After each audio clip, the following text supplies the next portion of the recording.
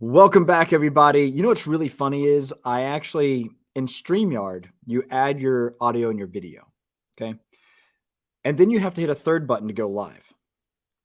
Well, I added the audio and video and forgot to hit the go live button. So I was on time.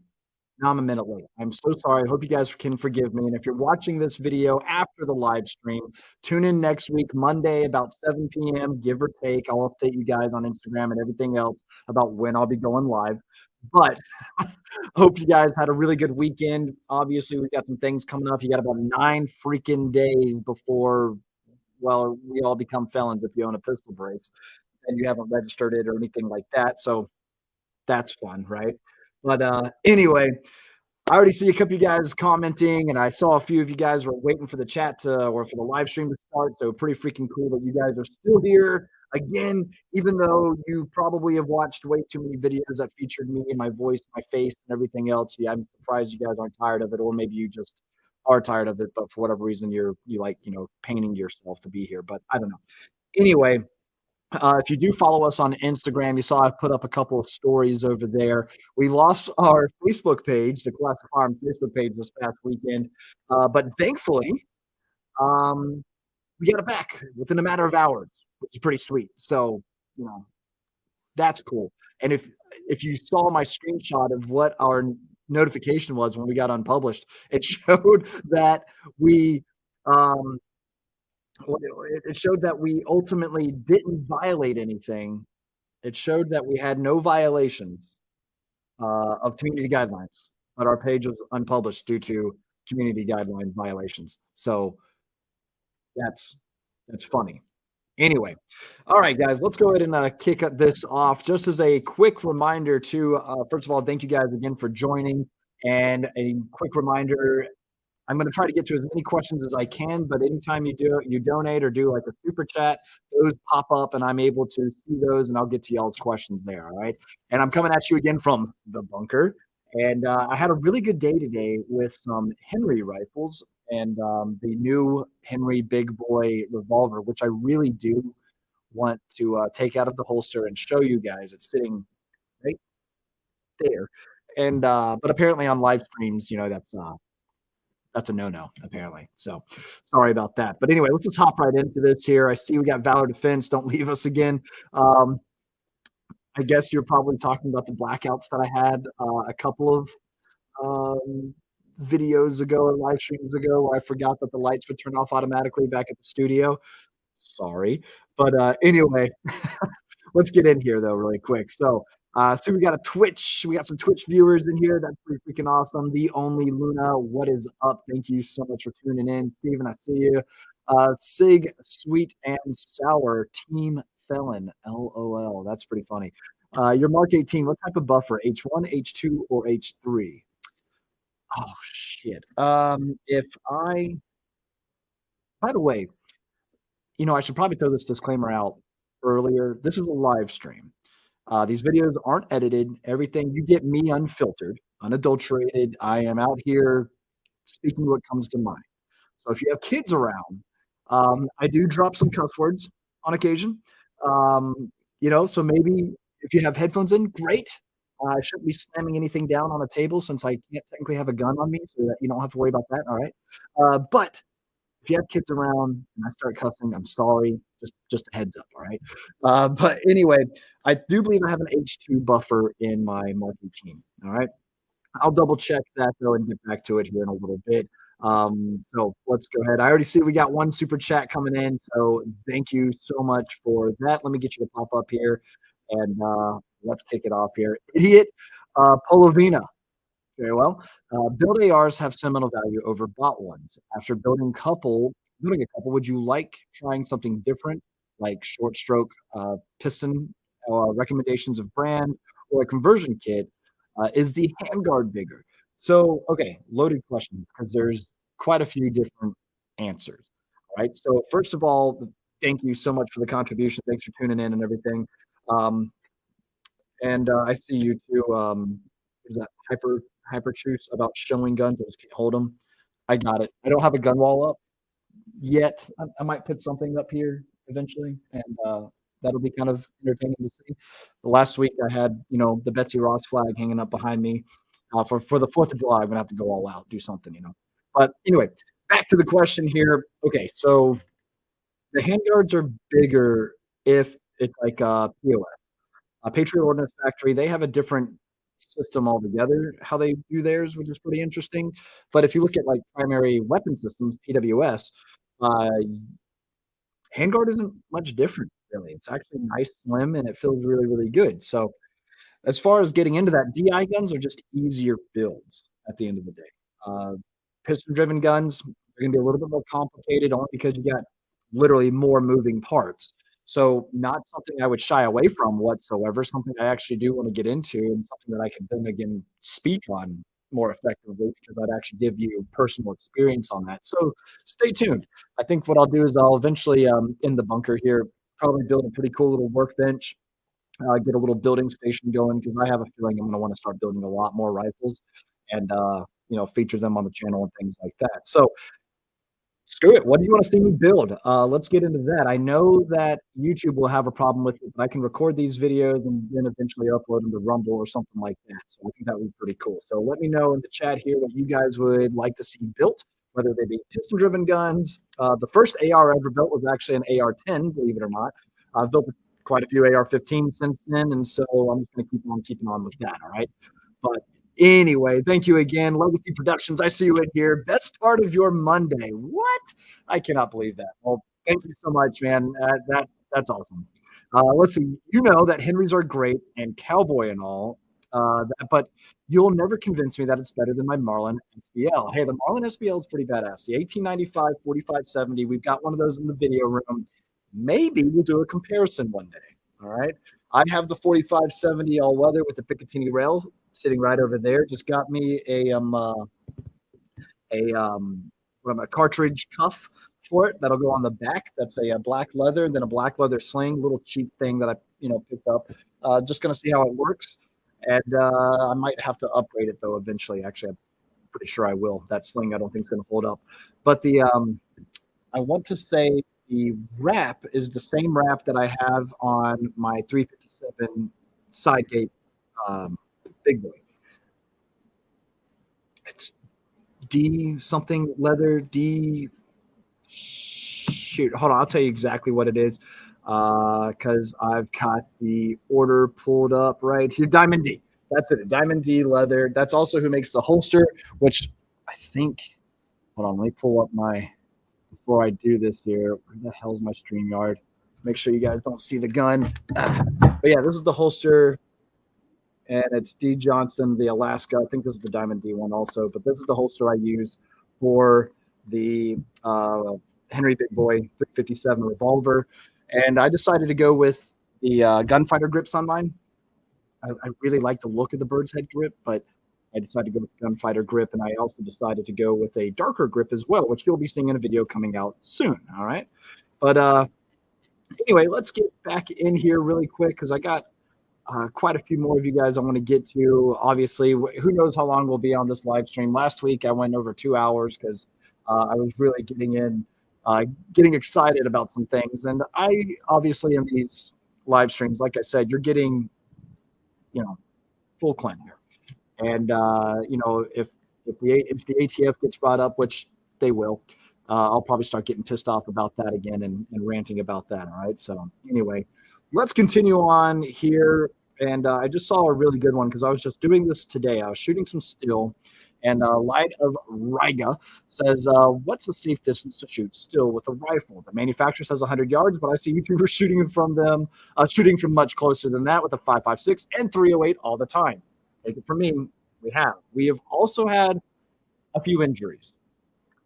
Shooting at 308, I think actually, if John, who's our production assistant, social media guy, if he's watching, let us know. I can't remember if I was shooting a 308 or a 5.56 that day, but some spall actually came back and hit him at the knuckle, caused a really good bleed, and we were about maybe 20 yards out. So make sure you wear your eye pro if you want to do stupid things like that and shoot still up close, which I will probably continue to do. Just make sure it's also mounted correctly. The targets that we're shooting on have been shot up a lot, and they're starting now to the bolts that hold them together are starting to actually kind of like deteriorate, and so now it doesn't have that sturdy angle to where that's going to deflect the fragmentation down and away from the shooter. So and also, what I'm thinking happens is it starts to swing like this. So I'm thinking my next impact probably came when it was dead on like that, or maybe even up at an angle, and then caused some shrapnel to come back and actually hit him in the knuckle. Um, Ryan, who's our head videographer and does a lot more for the company than just take some videos, he's been hit with Spall before. I've been hit with Spall before. 5.56, 308, 30-06, whatever you can probably think of. We've probably done it. So a safe distance is what the manufacturer recommends, 100 yards. If you shoot closer than that, accept that you will probably get hurt. If you're cool with getting hurt, though, be a man about it. Take take the L, bleed a little. If you guys have seen plenty of videos where I'm bleeding from the knuckles and things like that, and that's typically because I'm shooting a scar with an EOTech on it and I'm racking the side charger. Anyway, let's see here. Got one more that I saw. Thank you again for the super chat. Just remembered the OG William Taylor Williamson. You go back. Who's this? Yankees August? You go back, dude. Talking about the good old days of the Classic Firearms Buyers Group on Facebook. That's the page that we first started to really get involved with you guys. I mean, we were in there. Our moderators were all Classic Firearms employees, myself included, and William Taylor Williamson and I have never been seen in the same room. But a lot of people thought it was me, that this was this persona, and I will not confirm nor deny that. But I will say that I've never met him. Right? That's schizophrenia again. Anyway, so William Taylor Williamson was a very entertaining guy. I hope he watches it. He's not gonna lie. Anyway, let's see here. Nikuyu Satterfield, thank you so much again for the super chat here. Let's see. Heads up, a new anti-gun strategy. They want the FBI to have MH records for background checks that they would be able to disqualify a lot more, including me. You're talking about mental health. Depending on what state and locale you're in, I think this was already an issue. There was already plenty of times where we had issues with my dad.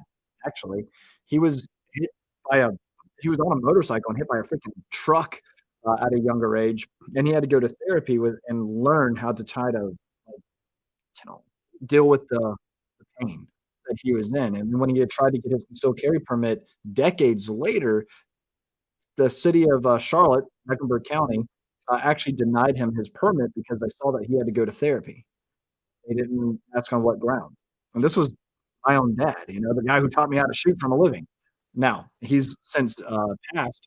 And did that stop him from carrying a concealed gun? No, it didn't.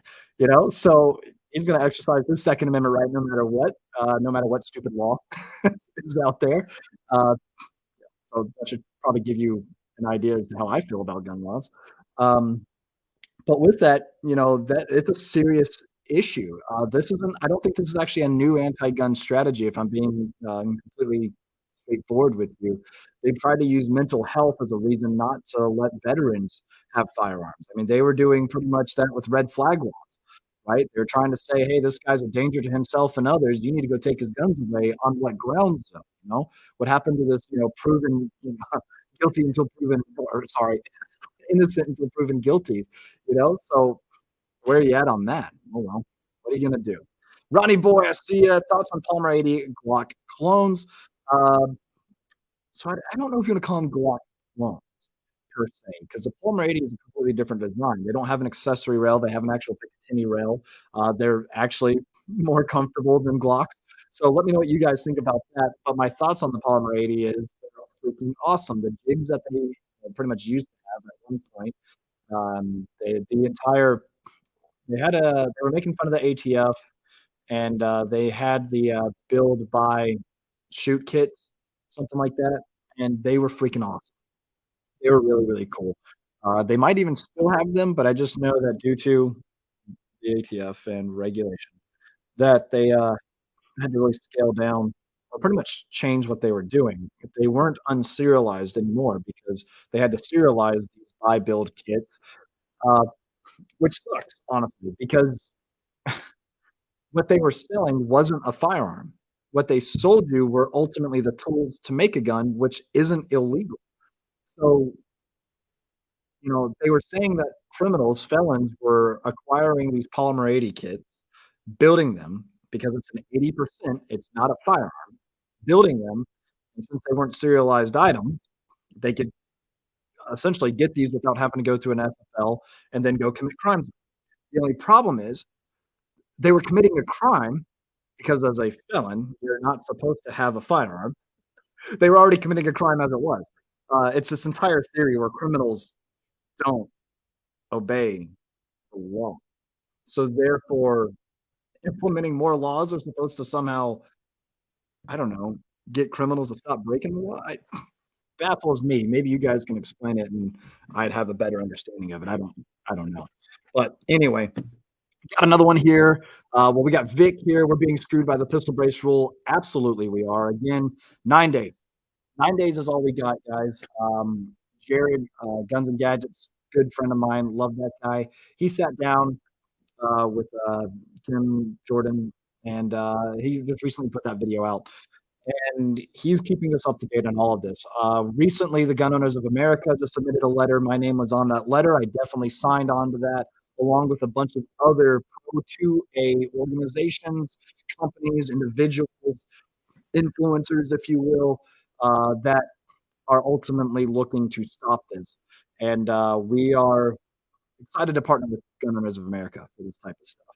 But anyway, we are being screwed by this, so make sure that you guys are supporting, following organizations like Gun Owners of America, like Firearms Policy Coalition, who are doing everything they can to stand up to these tyrants that the United States government ultimately is.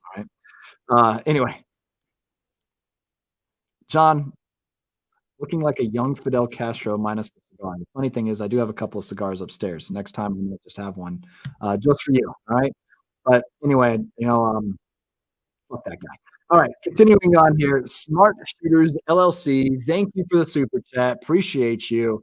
I own a rifle manufacturing company named Rustic Arms in Michigan. Do you have any advice to help us break into the industry? Appreciate any feedback. Make a quality product. Don't overcharge for it. It's good to be proud of your stuff, and don't be afraid to partner with people that are gonna break your shit. Because how are you supposed to get better if you don't know where your failings are, I guess you could say, right? So, you're out of Michigan. As far as the advice goes, man, just go out there, make a quality product. Don't make it I don't know exactly what it is that you're making. I just see that you say you've owned a rifle manufacturing company. I assume ARs because everybody makes ARs. And I'll be honest with you, if you are an AR manufacturer, good on you. Um, but it's a saturated market. And with that, my best advice to you is try to make something a little bit more unique. Try to don't just bring another budget AR to the table. There's already plenty of those out there with big names on top of that. So Rustic Arms, I hope I'm pronouncing the name right too.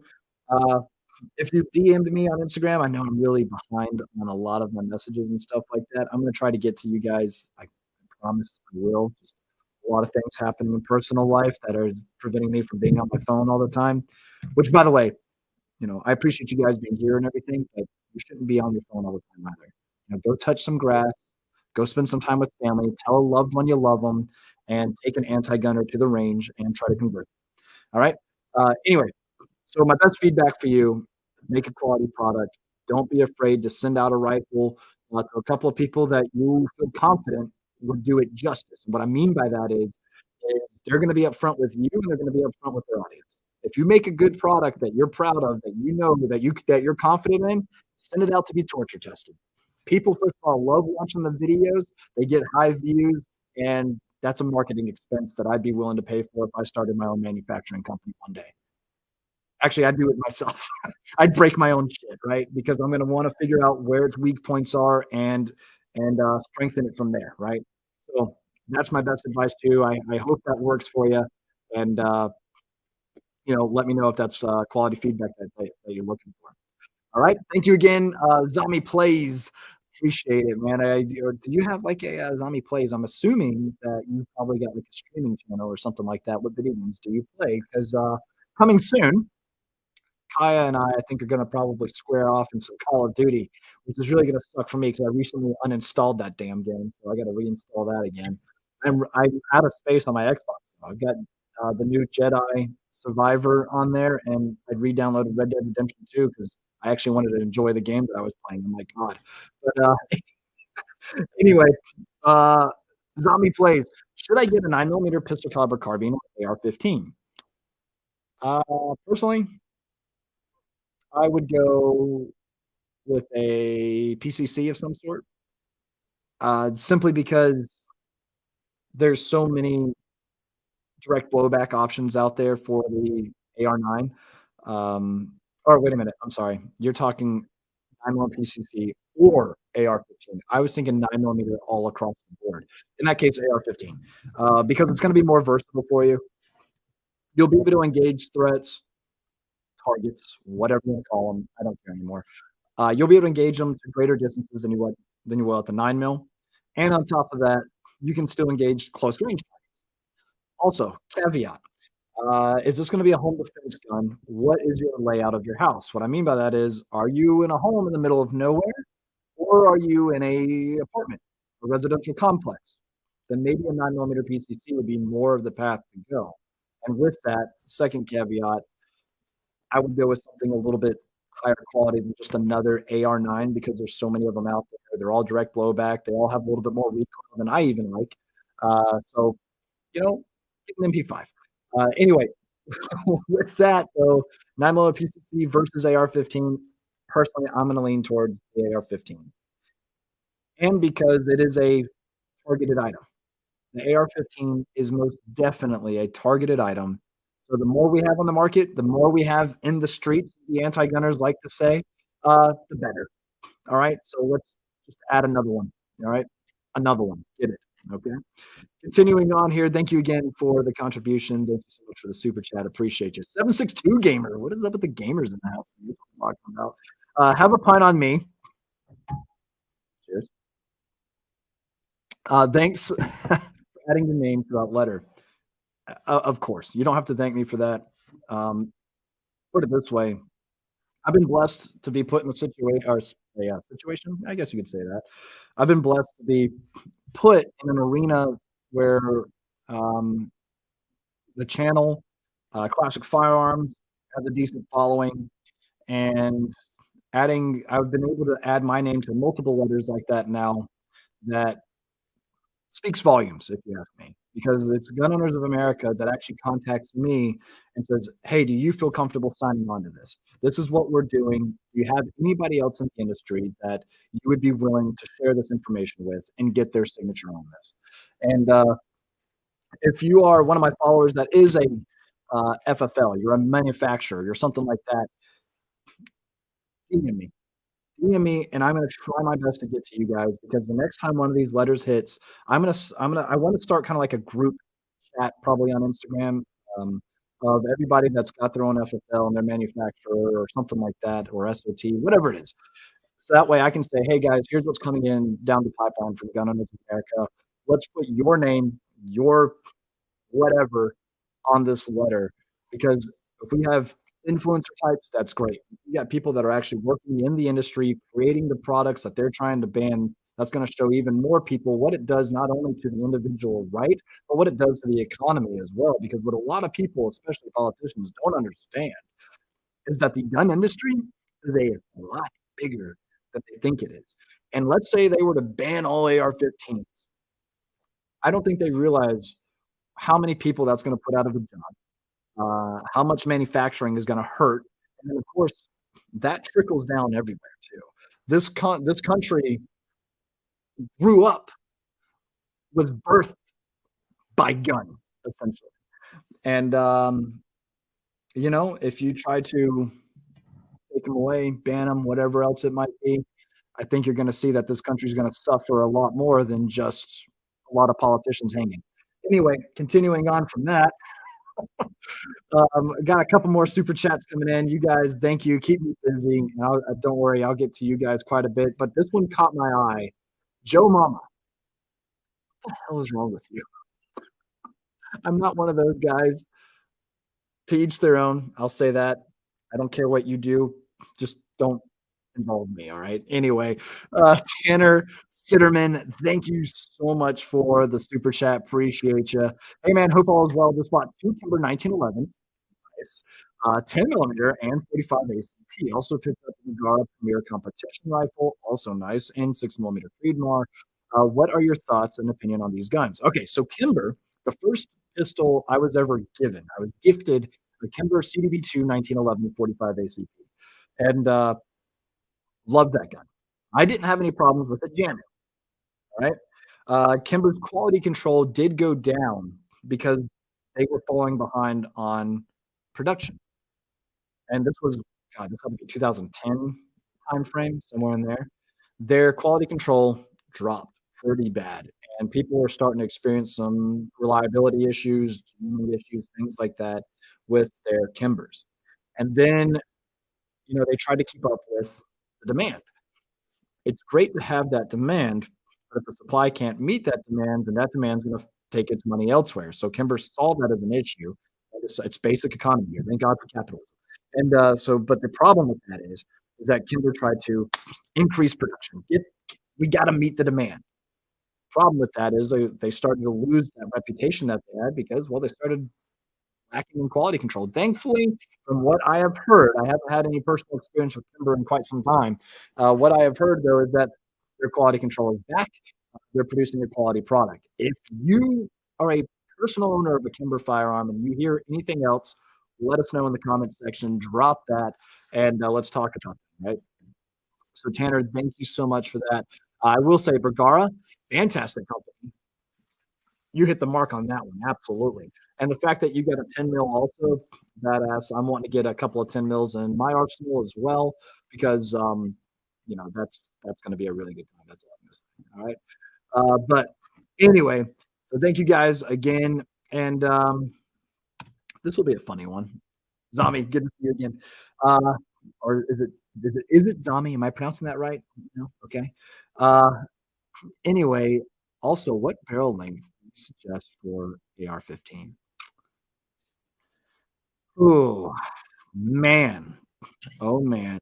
Um, First of all, I saw one of you guys that said, "Oh, classic to buy a better mark." I got a Blue Yeti. All right, this thing is nice. Okay, maybe I'm just sitting too far away from it. Maybe if I bring it into frame, does that look weird to you guys? I don't know. It's a nice mic, though. Plug and play works great. I don't know. Let me know if this is what works for you guys. But anyway, all right. So as far as barrel length goes, it literally depends on your application. I've got 11.5, 14.5, 10.3, 18-inch, 20-inch. The list goes on. It might sound crazy, but there's applications for each, right? Uh, 20-inch is that in 16A4, that's just badass. I had to have it. You're a freaking, I'm a Marine. What I'm issued, gotta have it, right? Okay. Next step down, 18-inch, the Mark 12. That's pretty much my go-to gun. I know a lot of you guys think it's my Mark 18, but the Mark 12 for me, you got the added barrel length, so you're getting that better velocity for the 5.56 cartridge. Okay. With a suppressor on it, you don't have a complete musket like you would if you were to throw it on a 20-inch. Okay. With that too, it's a lightweight firearm that is a do-all. I'm very effective with it. Love it. I know I'm effective out to about 800 yards where I'm comfortable with it. So sweet, right? From there, 16.5 standard. That's what you pretty much see across the board. That's the shortest you can get. A 16-inch rifle. 16-inch barrel is the shortest you can get before you start playing with SBR pistol territory. All of it's going to pretty much be NFA territory before too long, unless you don't have a brace, whatever. But anyway, You guys are saying, "What's up with the audio?" I don't know what's going on. I maybe it's picking up stuff down here in the bunker too. I don't know. You guys have to tell me what's going on. Not sure. But anyway, 10-3, my Mark 18, great for close quarter stuff, right? There's an application for all these different firearms across the board, all about, well, your application. That's all there is to it. So as far as barrel length, what do I suggest? A great do-all is a 16-inch, simply because it's the shortest you can get before you start playing the National Firearms Act game, but it's also long enough to still be completely effective at greater distances. I would say comfortably 500 yards. Then on top of that, if you wanted to suppress it, you don't have this musket that you're running around with, right? So 16-inch honestly is a great way to go. I also have, like I said, the 11.5, just because I wanted to compare that to 10.3 and the added velocity that you get from the 11.5, kind of worth it in my mind. So there you go. All right. Continuing on here. Let's see here. Alabama Tick. What's up, dude? $10. Thank you so much. All your videos are so informative and entertaining. Thanks for all the great work. When you and Katie get together, they are always so funny. Great to get a woman's perspective on firearms. Yeah, which is exactly why we got Sarah on the channel now, too. I'm going to try to get a couple of other different demographics, different perspectives also, because to be truthful with you guys, I'm another bearded white guy on the gun tuber sphere. All right. So, that's got military experience. I'm not a combat vet or anything like that. Will never tout one. I'm just a pogue ass reservist. All right. And, you know, the law enforcement experience that I have, I was a 911 call taker and dispatcher, but everybody kind of sees the same across the board. You either have law enforcement or military or both experience, and then you get out or you're still in or whatever, and you start making videos on YouTube because, well, you like guns, you like the technology that's involved, and you just start doing this. It was a little bit different for me because I didn't start a YouTube channel. It kind of fell in my lap with the company, Classic Firearms, because I actually started with this company as the warehouse manager, and they liked what I was doing on social media for the company, trying to just kind of boost our engagement a little bit, talking with people that might be having issues with our orders. And then they said, "Why won't you start doing that type of stuff full time?" I said, "Okay, that sounds like fun to me." And talking about guns and stuff and shooting them on camera and everything, why the hell not? Let's do it.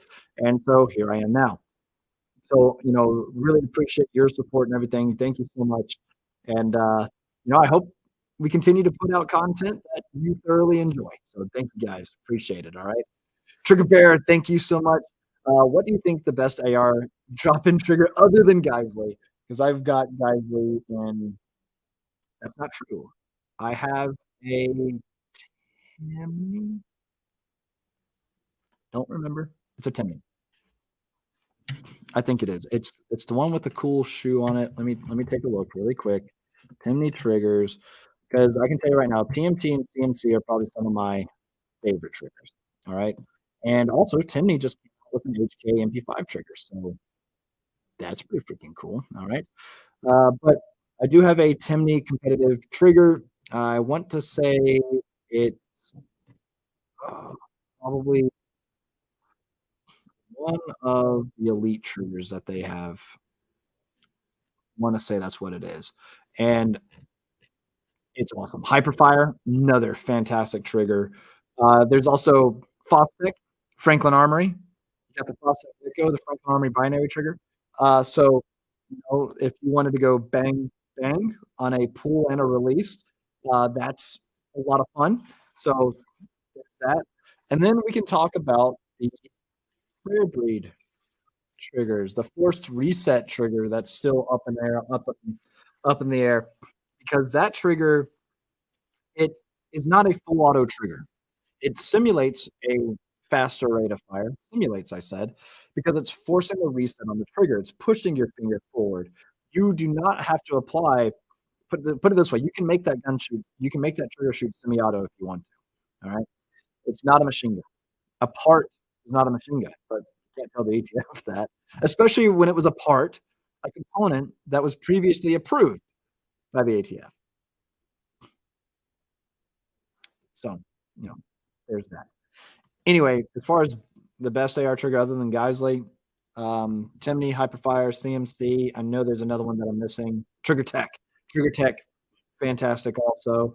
So there you go. Just have at it with those. Okay.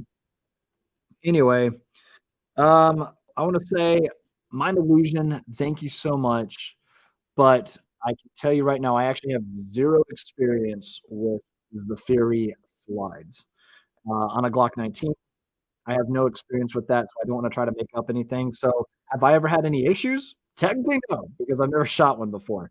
So again, thank you for your support and everything. Sorry to kinda let you down on that. I am trying to get out there and shoot all the things, test all the things and all that, but, I gotta tell you though, I do not know. I haven't shot that, all right? So sorry about that. Zombie, good to see you again. Freedom Ordnance FX9. What PCC do you suggest? The FX9 is phenomenal. It works really, really good. Brigade is another good brand. But personally, I do have the CZ Scorpion that I keep.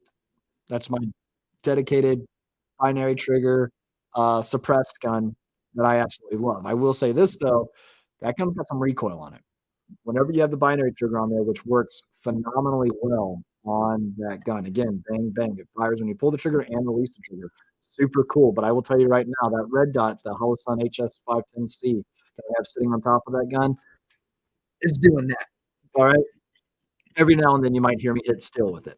So um, with that,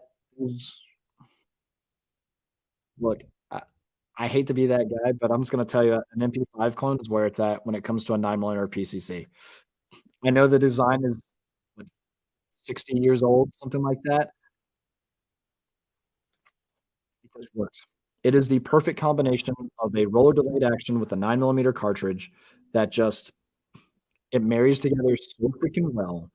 The recoil is hella light. Again, throw in one of the Franklin Army binary triggers into it and have a damn good time. That's what I did. I love it. It's my bedside gun. May or may not have a brace, or shit, I might even just have a stock on it at this point. Didn't say I did. Okay. Anyway, um, that is a fantastic option. All right. So that would be one that I would suggest. I actually have it's the AP5 from Century. So there you go. All right. Anyway, continuing on, Jesse, appreciate it. Thank you so much. PSA, AK, GF3 for budget entry, AK.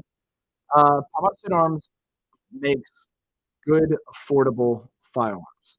And, they are technically a competitor. All right. Just going to throw that out there. But we don't manufacture guns. They do. So, there's that. But I can tell you right now, I think for a budget entry AK, I think that's a good way to go. Um, but also, U.S. built AKs sometimes have that stigma around them. Imports, depending on where it gets imported from, has a stigma. So it's kind of like, where do you go, right? I've always said I love Zastava, but they're also not all that budget friendly either. They're more budget friendly than other options out there, like one of my personal favorites, Nerdy in Defense. But what are you going to do? So with that, uh, I'm not too sure. I'm trying to think of another one that comes to my mind, like off the top of my head, but I'm drawing a blank. Let's come back to that. You guys help him out too. What do you guys think is a good budget entry? AK, and thank you. I need a beer.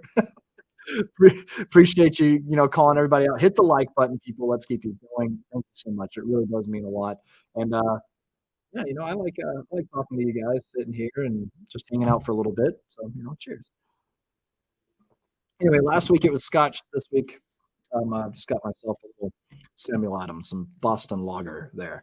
Have you guys ever been to the Samuel Adams Brewery, by the way? I was hoping that when I went, it was going to be a little bit more patriotic, but it's pretty woke. What are you going to do? I mean, it's Samuel Adams, too. I would at least see a couple of muskets laying around or something. I didn't see shit. Anyway, this is funny, Ronnie boy. Thank you so much for the super chat collab with Brandon Herrera. We have like multiple times, and yeah, I actually was just talking with him about Gun Owners of America this past weekend. So He's, very much so involved with them. He's also involved with Firearms Policy Coalition. We filmed a segment with him at the NRA annual meet in Houston last year because he actually trolled the protesters by getting them to sign up for Firearms Policy Coalition. He led them to believe that the Firearms Policy Coalition wasn't exactly a pro 2A organization, like they definitely are. So that was pretty funny. But yeah, we collaborated with him. We did a 50 AK 50.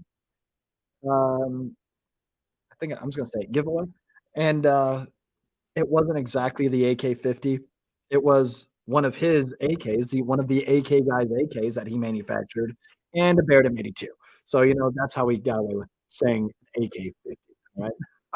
But yeah, we've definitely collabed with Brandon Herrera before, and it won't be the last time too. I'm sure of it. All right. Anyway, Big Islander, thank you for the super chat. Appreciate it, and love that you've got a Daniel Defense M4A1R3 and the Delta 5 Pro 18-inch 6.5 Creedmoor. Have you tried their bolt actions out? I have, and they are sweet. My buddy Frank over there, he's a competitive shooter also, does some long distance stuff. And the first time I shot a Delta was with him. This was actually when we toured Daniel Defense's factory. Was that 3 years ago now? No way. I guess it was. Wow. Yeah. So that was really freaking cool. And I mean, that thing, sweet, right? And the M4A1R3 that you have is really cool. The R3 rail that Big Islander is talking about is Daniel Defense's new rail that is M-lock, but has the same lockup as their very durable, famous Riz 2 rail. And so that is something that I like a lot. And so, guys, check out their R3 rails if you have not seen them. Going back to the trigger, the Rise Armament, also good triggers, right? So, yep, you're absolutely welcome. Thank you, guys. Thank you, thank you, thank you. And then getting on down here, back to Legacy. Good to see you again, man. If you had to choose a caliber to chamber your AR-15 in, other than 223-556, what would you choose? And 223 Wild doesn't count. That's funny. 300 Blackout. 300 Blackout Shorty. That's like always my go-to because for one, it's fun, and secondly, it's still a very effective gun. So going back to the 9mm PCCs, if we're having a serious conversation, I would say ditch the 9mm PCC idea and go with a 300 Blackout because for home defense or something like that, because it has better ballistics. You can reach out further with it than you can a 9mm, and overall for suppression, it's also even better. So there's that. But a few of you might be saying, well, didn't you say your AP5 is also your bedside gun? One of my bedside guns. The other is also a suppressed 300 Blackout, my Mark 18. And I put a 300 Blackout short upper receiver on with a Huxford scan. You should have more than one gun. That's all I'm going to say. Okay. Anyway, and yeah, I also have a pistol, on my side. So, my FNX 45 tactical, but you guys already knew that. All right. Anyway, Freedom Vendor 76, thank you for the super chat. Appreciate you guys. GQ Armory, as good as it looks. Also, have you seen the RIP shotgun shells? Okay, so I hate to really fail you on this question because I don't think I know GQ Armory. About to look them up right now. That's the wonderful thing about the internet. I pull them up. And second that, no, I have not seen the RIP shotgun shells. Everybody knows the RIP guys. They make that funny ammunition. I say funny because this stuff's wild. When it ultimately makes contact, it splinters off. And now you have pretty much a bunch of shrapnel that has just, if you see the ballistic gel testing of this stuff, it looks gnarly. All right. But as far as GQ Armory goes, damn, that looks nice. Expensive, very expensive. Wow. But it does look nice. I feel like that is definitely grounds for cfcontest.com material, if you know what I mean. 'Cause, that stuff looks good. All right, so you guys check out GQ Armory. Let me know if maybe I should reach out to them and say, "Hey, should we collaborate on a some CF contests content?" All right. Let me know what you guys think about that. Okay. Continuing on here. Want to say I want to get to Austin LPVO Swamp Fox. Was somebody asking a question? Don't know because you just said LPVO Swamp Fox. They're great, dude. I've got two of them sitting right here. Forgot which model this is. This one first focal plane. This one's second focal plane. This one is a 1-4. Very nice. Gonna find something to put that on. I think my 11.5. I think that one would go really well in my suppressed 11.5. And then this is a 1-6. Yeah, 1-6 first focal plane. And I think I'm gonna throw this one maybe on. I have a Sig Spear sitting over here. I've also got a Leupold Mark II sitting on it. Is it Mark II? Mark 5 HD. Sorry. So the Leupold might be staying on the Sig Spear. Might be. But the Spear LT is probably going to get the 1-4. And I don't know, maybe on my M4 with the 16-inch barrel, also with the Huxworks can, I'll throw this one on there and give it a couple of shots. And I don't know, stay tuned. Video coming soon. Also, Swamp Fox has released now. I can talk about it a little bit more. I have it on the Sig Spear LT right now. Their new Raider Prism optic. That is pretty nice. So be looking out for that too. It's pretty freaking cool. All right. Coming back down here, Mason Somerville. Thank you for the super chat. Just got your FOID card. Oof. And I'm thinking about buying a Remington 870 Home Defense or the Mossberg 500 Retrograde. Which one would you recommend? Does it have to be a shotgun? I love shotguns. I love running the hell out of my Remington 870 that I have. So if I was going to go for either one of those, it'd probably be. This really comes down to Mossberg versus Remington. And I've always been a Remington guy. All right. Except, when the lawsuits started rolling in because they wouldn't tell people that they actually had a defective trigger that was going off, when it shouldn't on the Remington 700. Anyway, as far as shotguns go or home defense, they can be finicky. What I mean by finicky is quite simply a lot of people don't realize what happens in high stress situations when your fine motor skills kind of go out the window. When all of a sudden you realize, especially with pump actions, you have to cycle the gun manually. When a lot of people get spoiled on semi-autos, which is predominant, which is prevalent in today's times, semi-autos are greater than anything else. At least everybody I know, has at one point in time shot perhaps a Glock, an AR, something like that. And then all of a sudden you put a shotgun in their hands, they don't know what to do. So I would say this. I would definitely recommend a shotgun if you have adequate training with it. Because you also have to think a lot of the home invasions that are essentially taking place now isn't just one guy coming in looking for bread, right? Typically there's a whole team of criminals that are kicking in your door. Thankfully, a lot of these spineless creatures that are kicking in doors are also just that, spineless. And so the moment that they start returning or start taking fire, they scatter. They start looking for the door that they just came in and getting out. I don't know if you guys follow Mr. Guns and Gear, Mike. You definitely should. If you don't, he's posting up all the time, especially his Twitter and stuff like that. His Telegram feed is nuts. But what he posts a lot of are exactly what I'm talking about and that is multiple assailants, multiple criminals kicking in, a law-abiding, a private home, whatever you want to call it. And the moment that they start taking fire, they don't usually return fire because, well, a lot of these guys they're wusses. They've never had to actually fight for anything. They've never actually done anything honorable in their life. So the moment that hardship comes their way, which is, getting shot at, they don't stand and fight, which is great for us, the law-abiding, mostly law-abiding, so which is great for us. It's just a joke, right? I'm a law-abiding citizen, as far as anybody needs to know. Because when these criminals do these criminal acts, I would like for them to cower, right? That's preferable in my mind because getting shot at doesn't sound like a good day to me, especially by somebody that's being an asshole, right?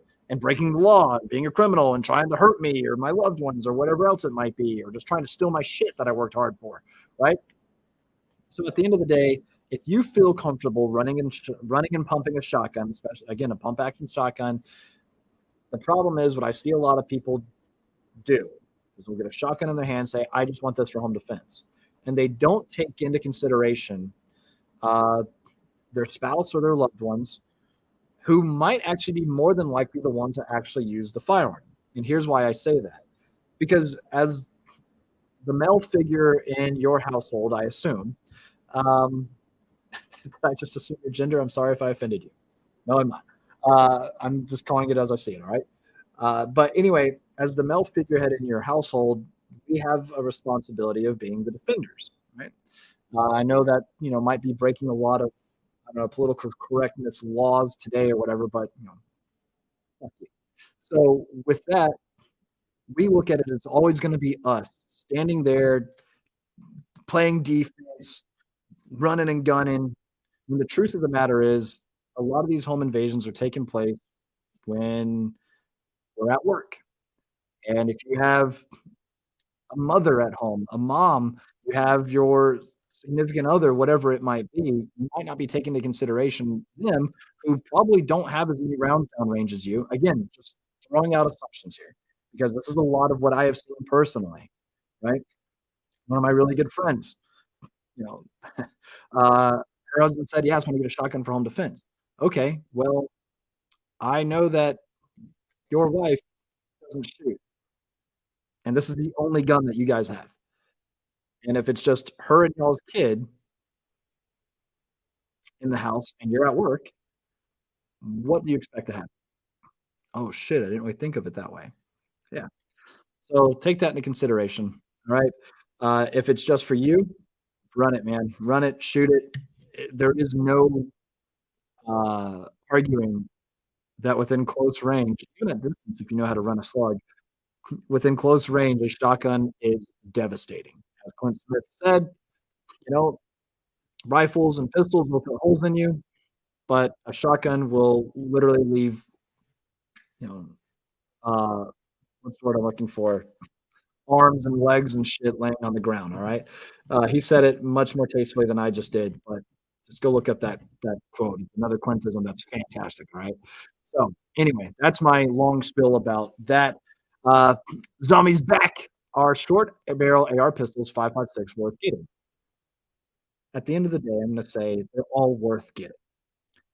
Now, some might be worth shooting over others because if you're that asshole running a 7.5-inch barrel with a break at an indoor range, shooting in 5.56, no, absolutely not. However, if you're also like me, who likes to run a 10.3-inch barrel, I wouldn't go any shorter than that. To be completely honest with you, 10.3 inches is it's a good length, especially suppressed, right? So are they worth getting? Yeah. I don't wanna say I don't think there's any gun that's not worth getting. Okay, I take that back. But, anyway, so, yeah, I think they are worth getting, but again, it just really depends on the purpose. Home defense, short barrels, not gonna matter as much, and it's gonna be a little bit easier to navigate, right, in close quarters, okay? If you're trying to go out the distance with it, though, yeah, it's not gonna work as well. You're not gonna be as accurate, you're not gonna have the velocity, and you're not gonna have that terminal effect on target that you want, okay? So, there's that. Lone Wolf in the house. Just got started in building ARs, built my first with the Plum Crazy Gen 2 lower and up from BCA, ordered 3 Anderson lowers to start next 3 builds. Any advice for people just getting into it? Here's what I want to say to you. I'm really happy that you got into it.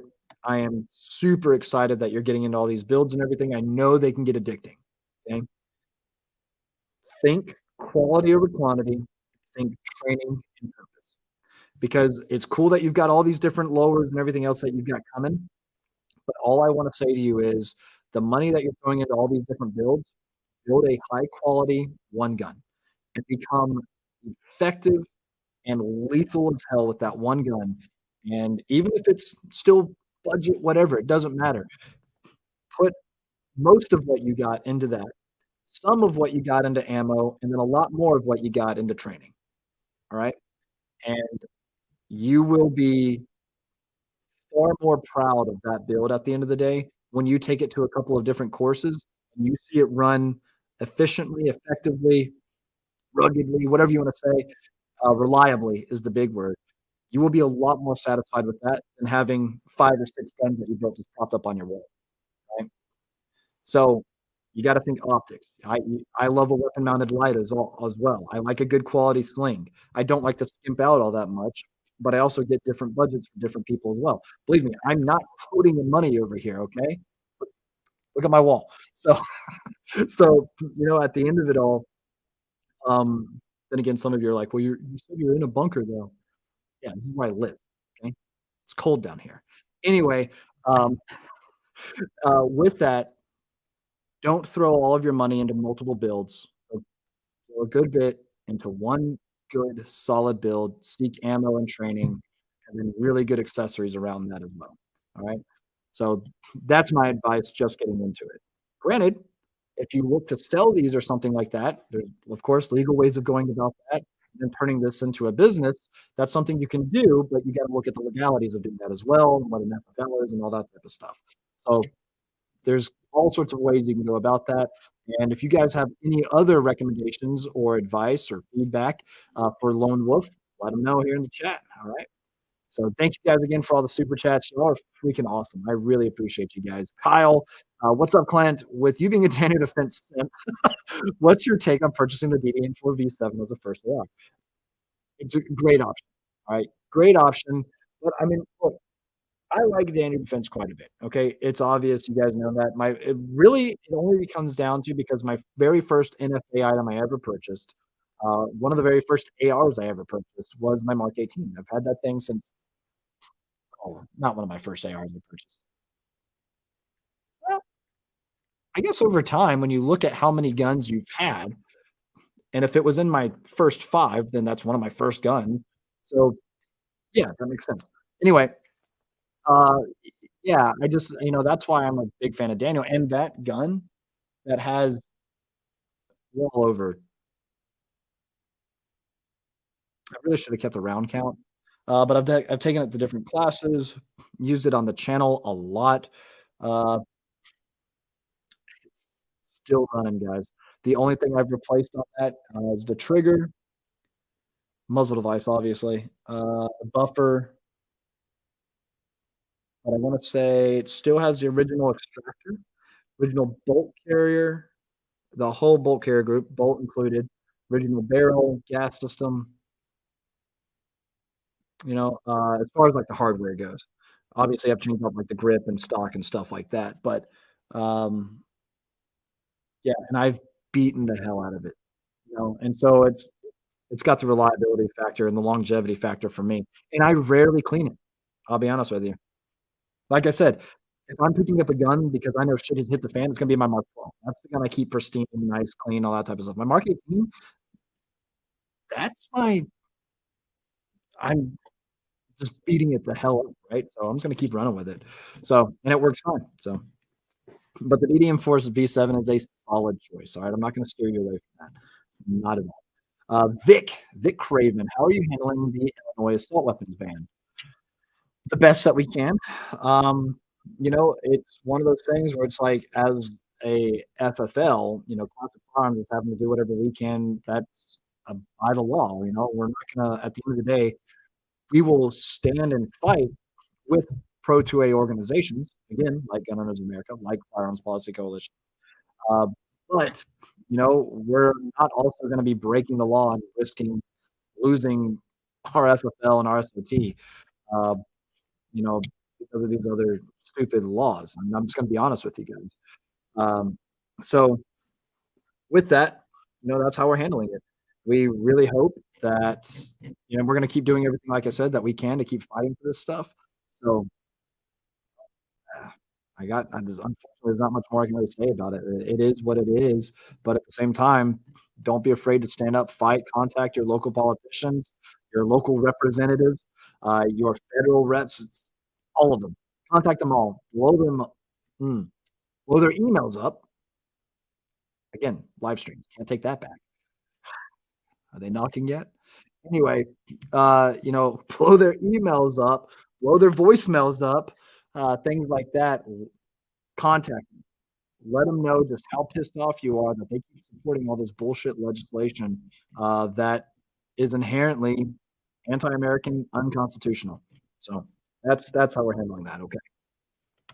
Anyway, Chad Coleman, thank you for the super chat. Chad, trying to decide between a PWS Mark 111 or a Galil 13 inch. Oh, that one's tough. In 5.6. SBRing whichever I choose will be suppressing. Your thoughts on which one is better? First of all, you don't have to tell me that you're SBRing whatever it is. Um, Nobody cares.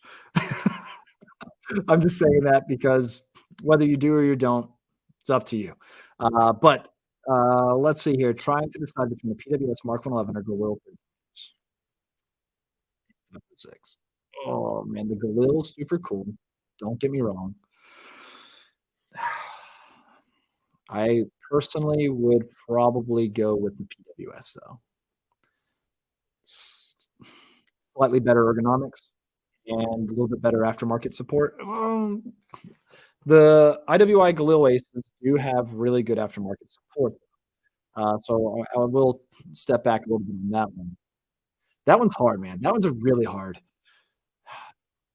So for those of you that don't know, Primary Weapon Systems makes a long stroke piston driven. I don't think I hope I didn't confuse and say short stroke earlier, but no, they make a long stroke piston driven AR. They are incredible to shoot suppress. They have a adjustable gas block on them. AR ergonomics, obviously, AR aftermarket accessories available, AR mags, things like that, of course, as does the Galil 5.6. So it really just comes down to what style you like better. And personally, I'm going to run that PWS. I'm going to until it just. I mean, we've shot a shit ton of them, and with a lot of rounds, and yeah, I would go PWS personally. All right, so that's how I feel about that. All right, but anyway, I saw somebody mention the Mark 18, so I'm obviously going to talk about it here. So Greg's wanting to know, hi Clint, I just want your opinion. I'm going to buy a Daniel Defense Mark 18. Would you go with the new Riz 3 rail with ambidextrous controls or old school with the quad rail? If if I'm going to do the Mark 18 now, I'm going to go with the R3. The R3 is the complete ambidextrous controls, things like that. That's the way I'm going to go with it. And also, the M-Lock rail is a little bit slimmer, a little bit lighter. I would go with that. Honestly, I would go with the R3 model. Don't get me wrong, you're talking to a quad rail lover over here, but at the end of it all, with the new stuff, I would go with the R3 personally. All right. But anyway, let's see here. Coming on down, reading a couple more here. All right, Tanner, see you again. Thank you so much. How do you like Grayman Tactical in your vehicle? Any certain rifles or length of rifles not work on it? So what's really cool, if you guys, I'm gonna be doing a video on this soon. And it's running to my vehicle loadout, and I've got a 2016 Toyota 4Runner that I absolutely love. And I've built it out fairly nicely. I didn't drop a shit ton of money into it because can't afford to. But I do have the Grayman Tactical setup in there. I've got one of their earlier RMPs, that's the rugged Molly panel system, and also one of the newer aluminum ones, and kind of testing them both out.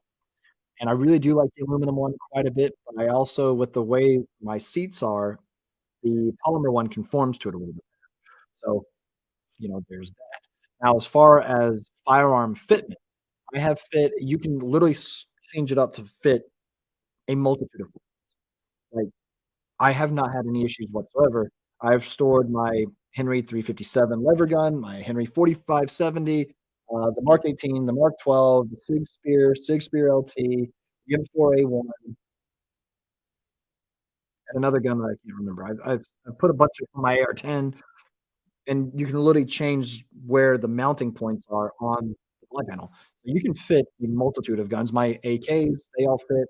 So, you know, yeah, I have not had now, if you were to go with something like super long, like my Mark 12, again, 18-inch barrel with a suppressor on it, it's close to hitting my ceiling in my forehead.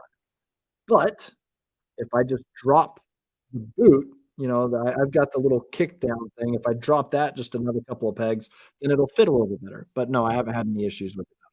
All right. So there you go. Hope that answers your question. All right. Legacy, thank you again, man. Appreciate you guys. Would y'all consider doing a hunting rifle giveaway at some point? It could allow y'all to do some different video ideas and being in a different crowd. Funny you should say that. Stay tuned, because we've got some pretty cool stuff coming up. I mean, we've already hinted at the bolt gun series. And you guys know what we do at the end of our series. We did our concealed carry series, our everyday series, our AR build series. We've done a couple of series. And at the end of that entire series, they're typically about 6 episodes. We offer all the guns up. And when I say we offer all the guns up, not for payment. All right. So with that, we have a bolt gun series coming up, and we've got some pretty big names that have thrown into this, and we're really excited to be shooting that. That's going to be coming in a couple of months, so stay tuned for that. Now, I did see somebody ask earlier, and I forgot to actually you know, talk about that. But one of you guys asked about a lever gun giveaway. I think so. I think that would be something that a lot of you guys would be interested in. By the way, this comment just made me laugh. Bro Defa said, "Bro, throw all your money into a Scar Heavy," talking about the guy with Andersons and the Boom Crazy and everything else. It's pretty funny. Oh man. Anyway, oh man, that's good. Ghost225, hey, Classic Farms. Hey, I finally made one of your streams. I've watched all your YouTube videos. That's a lot of videos to watch. My God. But thank you. Thank you so much. Appreciate you being here. And appreciate all of you guys tuning in still, man. Thank you guys. Kyle, let's see. Do you prefer running sidecar holsters or standalone? Big fan. Keep up the great work. So with my Canik Mate MC9, I've been running standalone. With my SIG 365 macro, I've been running the sidecar setup from Alpha Mega Kydex. Uh, don't forget, if you're looking to purchase a really nice holster, whether it be inside the waistband, outside the waistband, accessories, whatever it might be, from Alpha Mega Kydex holsters, feel free to use code Magnum. Shameless plug there. Anyway, with that, I find myself I like the idea of the sidecar a lot. Why? Capacity. You have spare ammunition on hand in case you need it. However, the convenience of a standalone holster for your pistol without having that magazine tucked also inside your waistband is nice. It's not as much material in your pants. I know a lot of you guys already don't have that problem. Uh, anyway, it's not as much material in your pants getting in the way. It's not as cumbersome. It's a little bit more comfortable, right? Uh, and I don't care what manufacturer. I've tried out a lot of different ones. I don't care what manufacturer it is. If you've got an additional magazine that's attached to your inside the waistband holster, it's just naturally more material and a little bit more uncomfortable than if it were a standalone pistol holster. So as far as um, which one I prefer, it depends. If I'm in Chicago, I want the sidecar. If I'm at home, I'll take the standalone. All right. So, that's how I feel about that. Let that dictate where you're going, what you think you might need. All right. You make that decision. But put it this way, at the end of the day, the standalone's gonna be more comfortable. So I think I beat that horse plenty enough now. Anyway, and again, thank you, Kyle, for the support. You guys are all freaking awesome. Ronnie Boy, do you guys have any programs similar to Affirm? Yes. We use Why am I drawing a blank now? I cannot remember The answer is yes. Just go to Classic Firearms, go to the website, and you'll see all of our different purchasing options, things like that, all right? So there you go. Thank you. Thank you, Andy, too. Thank you so much, guys, for, again, all of y'all super chats and all that. You guys are freaking awesome. Uh, what trigger is in your Mark 18? Also, what is the most high-end AR-15 in your opinion? Oh, the most high-end AR? The one that I built for the series. That one, I missed that one. Anyway, and the trigger in my excuse me, in my Mark 18 is the Geisley Super Semi-Auto single stage. It's a good little 4.5 pound trigger, I think it is. Might be on the cusp of 3, actually. Might be a little bit less. Might be. But anyway, love that trigger. That's the trigger I've had in it for a couple of years now, and it runs very well. So as far as the most high-end AR-15, in my opinion, literally the one that I built for the channel, so light, shot so well. Mm, but also the most high-end AR-15, oof, that one that I've got pulled up right here that was mentioned earlier, GQ Armory, that's up there for sure. So there is that. With that, um, there are so many that, right. I know I'm missing a few that I can see that I just cannot put, and oh my god. Help us out here again. Comment section is why I love you guys. Let them know what are some of those high end AR-15s in y'all's opinion. I've seen a lot of them, and I'll be honest with you, I just can't think of them right now. I think about some of the ones that are the most practical. I think about some of the ones that are the most durable and reliable, and those are the ones that I usually, like to push a lot because quite simply, you can have something really, really expensive. It doesn't mean it's going to work all that well. You know what I mean? So you know, there you go with that.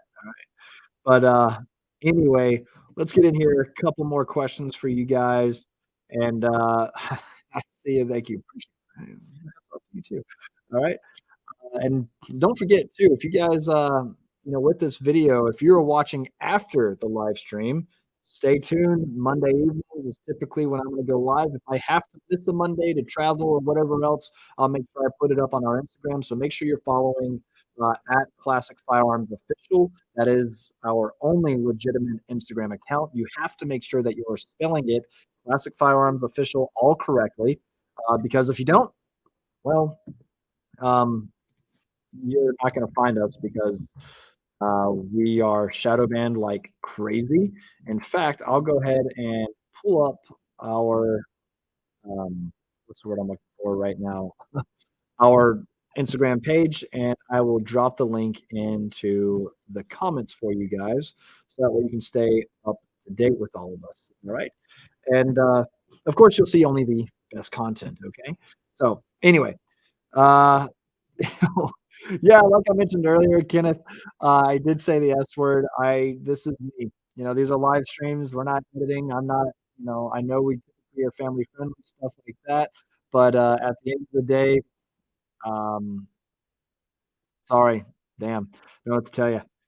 We tried the live stream on Rumble last week, but we had some technical difficulties. I didn't play with it throughout the rest of the week to try to figure it out. So at some point, we'll get it figured out and we'll take care of that and we'll get that on there. All right. But anyway, look, I've told you guys we tried to get Alec back on the channel. He's busy as hell now, so there's things I've tried to, and fingers crossed, maybe one day. All right, but anyway, thank you. I really do. I am like happy to see you guys down here too. The real sham, real sham. Side charging pistons, your next build. That's awesome. Keep it up. All right, keep it up. I'm excited to hop on that train eventually, right? But anyway, hmm, yeah, I know who Jerry Mitchellek is. Believe me, Jerry's a legend. All right, I've gotten the opportunity to meet him. Met his daughter Lena, even his wife, and phenomenal people. And all I can say is I would love to have them on the channel, on the podcast, talk, shoot with them. You know, I don't know if I wanna shoot with them because they're just gonna outshoot the hell out of me, that's for sure, but you know what? I'm still gonna try, okay? I'm still gonna maybe if y'all wanna just DM Lena Mitchellek and just say, "Hey, Clint's calling you out," uh, you know, let's just see what happens. She probably has no idea who I am. That's okay. Well, she was at the Gundies, and I've hosted the red carpet there and given a couple of speeches at the Gundies, so she might know of me. But, anyway, so, hey, I'd love to have them all on the channel for sure, right? Um, oh, man, Guns Out TV. Is that is that you, Mr. Keys? Is that you, dude? When is it? When is the Guns Out TV range day? Because you already know I love you guys. Michael, John, both of you, I love you guys like crazy. I know I give John a lot of shit, right? I talk shit all the time, but that's just because he's also a Marine, and we're gonna have that competitive spirit. But at the end of the day, we know we got each other's back, and I am 100% wanting to hop on that. And let me see events. Here we go. I'm on GunsOutTV.com, August 5th. August 5th. August 5th. August 5th. August 5th. I I'm gonna check my calendar. I'm gonna check my calendar, and I know John just wants me to show up so he can try to whoop me in a competition because I may have gotten him last time when we were at the Battle Line Tactical event. But yeah, dude, I think that would be a lot of fun. And Taryn's gonna be there. It looks like Taryn Tactical Experience, which that guy's a character. Holy crap! But yeah, Guns Out TV would love to be a part of it. Love John. Yeah, oh, yeah. If I read the rest of the freaking comments, I'd see it. John, see you, dude. You guys make sure you're following Guns Out TV. You guys make top of the line production. Like, how I was talking before, quality over quantity? I think Classic Farms does a really good job at putting out quality content, all right? But I'll say Guns Out TV and their production level, it's good. It might have us beat, all right? So go check that out, all right? Check out Guns Out TV. It's always good hearing from those guys. Love 'em. Anyway, let's talk about to Machiavelli. I see ya. Clint, new to firearms, any sling you recommend for AR-15? Tech 10. Love the Tech 10 slings. Those things are just easy to manipulate. They work great. My buddy Paul, we met in the industry here, uh, actually through Neil McLean with McLean Core slings, which are also fantastic. If you want a good 2-point sling that you can turn into a single point, that's the way to go. If you want something a little bit more CQB setup, that's a great single point option. Check out the McLean Core sling. But for me, on my there's also two other slings I want to mention because I like giving you guys options, and then you figure out which works best for you. There's also the Viking Tactics sling. Kyle Lamb, love that guy also. He makes one that stows nice and tight. Rip this thing out, and all of a sudden you can. I used it actually at the Surefire Low Light, the Tennessee Turbo Night event. So go watch that video. You can see me kind of manipulate that sling there. It stows up nice and tight. Uh, no Ranger bands or anything like that you need to stow all the extra material. It actually comes with the little Velcro keepers and all that. And then it has a little whip cord. You pull that 2-point now, and you're able to run and gun.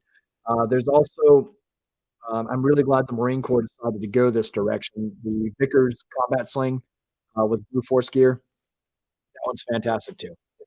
If you want to dedicate a 2-point sling, go with that one. If you want 2-point that has some modularity, go with the Tech 10. If you want single point, great for CQB type stuff, go with the McLean Core. If you want something that stows nicely, maybe for like vehicle, things like that, go with the Viking Tactics. So there you go. Anyway, um, let's see, Rick, you've got what is it here? Devil Dog, where you at, North Carolina? I'm coming down from Virginia in July and would love to come visit you. We are right outside Charlotte. We're always hitting up the range. That's a take aim training down there. So, feel free to swing by and say hey to those guys down there. They're awesome people. All right. Um, that's pretty good. So you were watching, the best movie of all time, obviously. JJ2 play. Hey, I was just rewatching The Mummy with Brendan Fraser, and there's a lot of cool firearms in that picture. It'd be nice to see you guys do a Guns of the Mummy classic firearm style or video. That actually would be pretty cool. I think I think I'd hop on that really quick. So you know what, JJ2 Play, I think you may have just come up with a new video coming out soon, all right? So anyway, just wanna say, Clint's Firearms video is awesome. Thanks for all your great work, Clint. Very informative, entertaining, really funny when you and Katie get together. Oh, yeah, well, thank you so much for the support, appreciate that. So thank you guys, and, still quite a few of you guys in here too, that's awesome, man. It's always so cool to talk with you guys, and, has it already been, what, an hour and a half? Just about, an hour and 20 minutes or so? It's pretty freaking awesome. Yeah, I am just, talking to you guys, and the comments, you guys are still sending them freaking nuts. Anyway, um, hmm, going back to the audio, I hope the audio, kinda still sounds okay. Just, let me know what you guys hear, alright? Bro Defoe, what does this do? Leaves a comment. Not so sure, alright? Rusty, good to see you back, man. We never leave. What is happening right now? What am I missing down in the comment section? I scroll all the way to the bottom to try to get to a couple, and I'm gonna keep going back up and top and all that stuff. Talking about the slings, Rockhart here. First, Rockhurst 22 just got a Haley strategic sling, and I really like the, uh, fabric is what I think you mean, over that of my Blue Force. Alright, interesting. I haven't tried that one, so check that out, alright? We are in North Carolina, by the way. Trigger Man Stan. Are y'all guys in North Carolina? Yes, you live in Morganton. That's not far at all from Charlotte. Well, in the grand scheme of things, all right. But yeah, we're right outside of Charlotte there. We do not have a facility open to the public, however. I will say that. Typically, if you want to, say hey or something like that, you'll find us out at an event, maybe even a local gun show, stuff like that. If we're just walking around, because who knows, we're just out there looking to have some fun. Um, Anyway, Rusty's and somebody might be in here talking about, um, trying to see you guys are what is happening right now, with you guys talking about what happens if I type in this box or something like that. Anyway, yeah, Canic over Glock, I agree. I'll be honest with you. For the money, that Canic trigger best out of the box, like, out of the box gun. I believe it. For the price, right? So, Edgardo, Miraz, thank you so much for the super chat. I appreciate you. Thank you for your reservist as well. Hua, oh man, you must be an army reservist or something. All right, but hey, that's okay. I'll forgive you. No, thank you. Appreciate you and your service. Thank you for the support. I hope you guys just keep enjoying the content that we keep pushing out because why the hell not? All right, but anyway, uh, that's funny. As far as, Lena Miculek and Jerry goes, I did see a video recently where they did, like, a speed reload drill, and Jerry was pretty far ahead of her. He might have the age, but I gotta tell you that man can still run it and shoot, alright?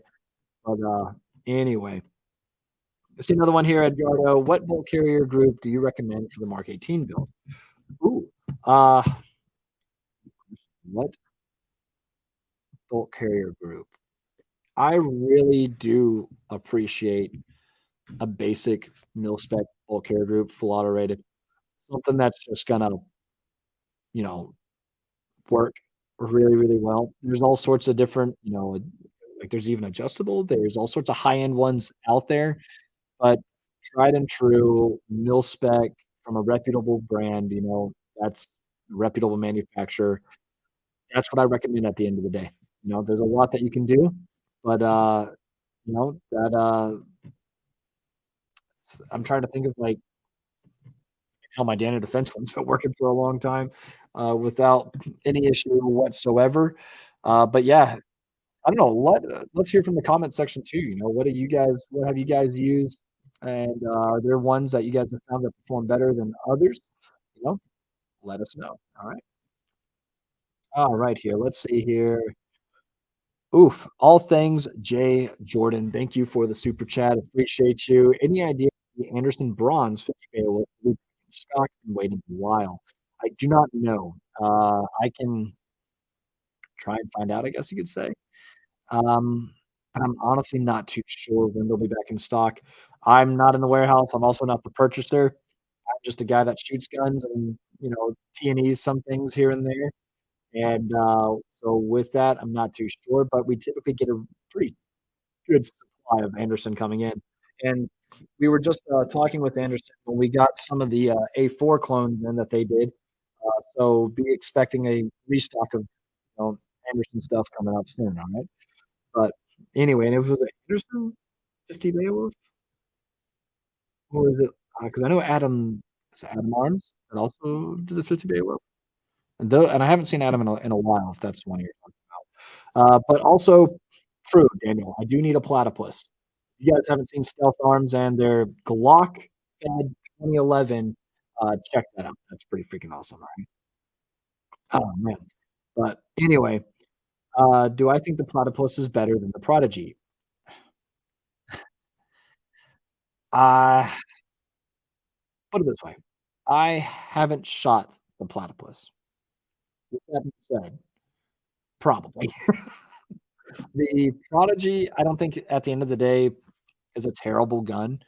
I just have I personally have had issues with let's see, we've gotten a regular 5-inch in, the shorter 4 1/4 inch barrel, and then we got another 5-inch in with the red dot, and I did have an issue with that gun. And, the safety selector actually kind of, like, stopped working. They became disconnected. I had to use a vise to push them together so that way they would seat together again.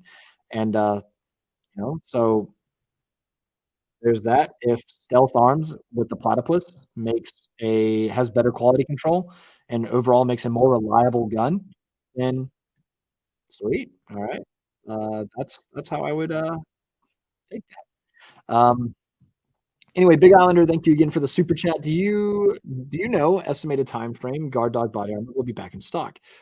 We typically get shipments about every other week of guard dog. I see those guys about once a week that are in the warehouse. Um, so Seth, Hannah, if you guys are watching, love you guys. You're awesome.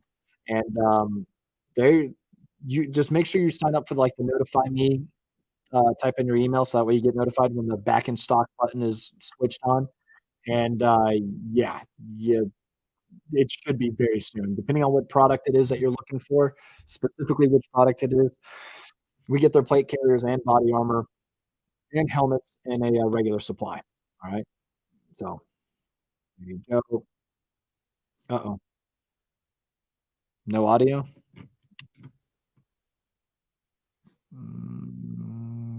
Just checking. Want to make sure you guys can hear me okay. Just want to make sure that I am coming in loud and clear. We have audio. Okay, good. Thank you. Thank you, bro. Bro Defo, I see you. All right. So anyway, uh, thoughts on BCA 30-06 AR-10? Oh, well, I haven't even seen this.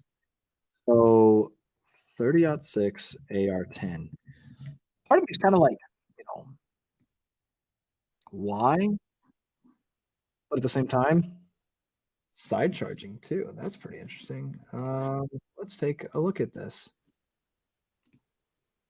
Looks like a looks like an AR-10, but obviously it's long action being 30-06, so that's pretty freaking cool. Something we need to feature. Again, this is why another thing I really like doing these live streams with you guys because we sit over here, we'll talk a little bit, we'll talk about new products that I even haven't even heard of yet in the industry. So let's see, Magpul MOE stock rifle length buffer, just like what's on my AR-10. Magpul MOE plus grip, 20-inch lightweight Parkerized barrel, 1,000-yard distance, 150 to 200 grain, big game. I mean, I'm not mad about it, but at the same time, you can have the AR-10 that's 308, and the price is competitive on this, which is nice. But the other thing I'm thinking is too, you could look at like the Nemo Omen, which is 300 Win Mag, so obviously much bigger price difference. There you go. But anyway, Rusty, yeah, dude, that 22 long rifle MP40 that's on the side is a lot of fun. Those things just, like I said, they're fun. You hold the gun, it doesn't feel like a real MP40. At the end of the day, it's a 22 clone, but it is a lot of fun. All right.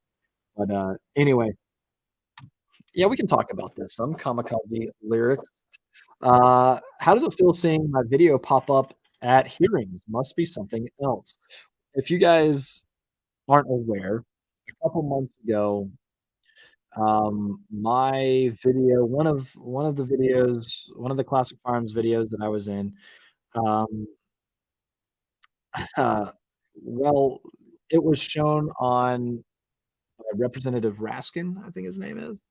He's super anti-gun, and he's one of these guys pushing a brace ban, ultimately. And one of the videos was an intro, which if you guys have watched any of the Classic Firearms YouTube videos, you know they typically have an intro. No, I'm not talking about the one with the little dubstep music or whatever the hell it is that you guys all hate, or you might love, I don't know.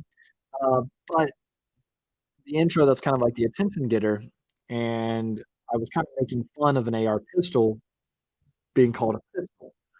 But at the same time, he wanted to take that and make it sound like I was, you know, talking shit about braces. And that's not what I was doing. When obviously what I was doing was talking shit about the NFA, the National Firearms Act. I do believe that a brace serves a purpose.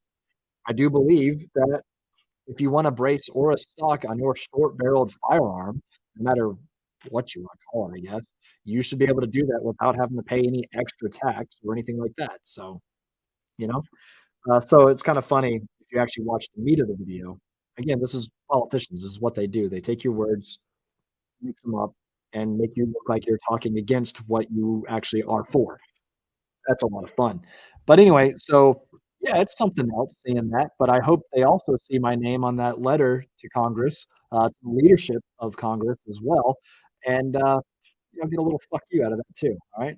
So there's that. So Representative Raskin, I also DM'd you and said, why won't you actually come on the podcast and have a conversation with me instead of taking my likeness, taking Mr. Uh, Guns and Gear, his likeness as well, a couple of other gun tubers, and instead of it, you're cool with using our content against us in a way. How about you hop on the channel and let's have a conversation, you and I, you know? So there you go. Yeah. Alexander Arms. That's who we're talking of. Adams Arms. I'm getting all these guys with the A's confused. That's what it was. All things Jay Jordan, not Anderson. Yeah. Alexander Arms, 50 Beowulf. That's what I was thinking of too. I was like, I don't think Anderson makes a 50 Beowulf unless I missed something, which in that case, we carry Anderson quite often. So we should get that in. But no, in this case, yeah, Alexander Arms, 50 Beowulf. I haven't seen the Alexander Arms in quite some time, which again is another one that we should probably figure that out too. Why haven't we seen Alexander Arms in a while on the site? All right. Oh man, this is a good question. So Tanner, thanks again for the super chat. Appreciate you. What are my thoughts on the Sig 320 AHG Legion? Looking for a really good 9 mil, but won't be inside the waistband. Carrying it. I told Sig that if they ever wanted to hook me up with anything, it would be that pistol. That obviously the six spear LT, I would totally take. Probably the MG338, I'd take that too. But for something practical, that 328 Legion is fantastic. That is a wonderful, wonderful pistol. That's all I've got to say. And I can literally hear the comments. Just don't drop it.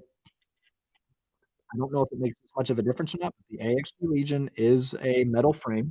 So, there's that, okay? Anyway, oh man.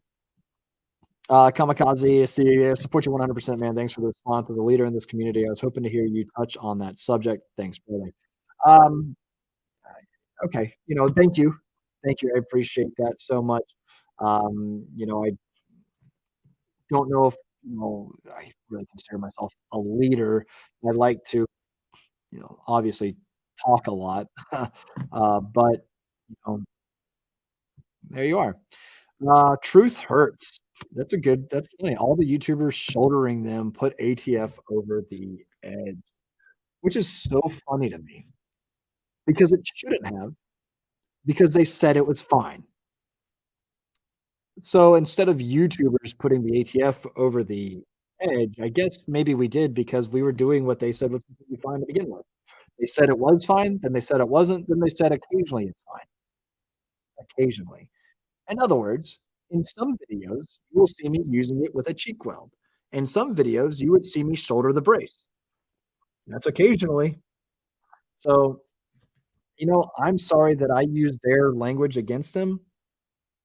I don't know.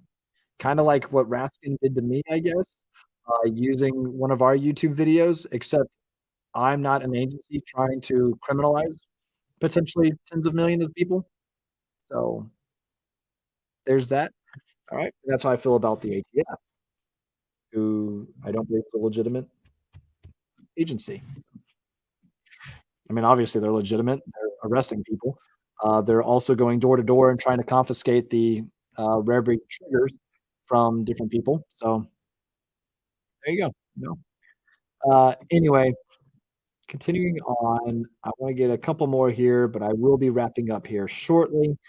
There we go. Oh, man.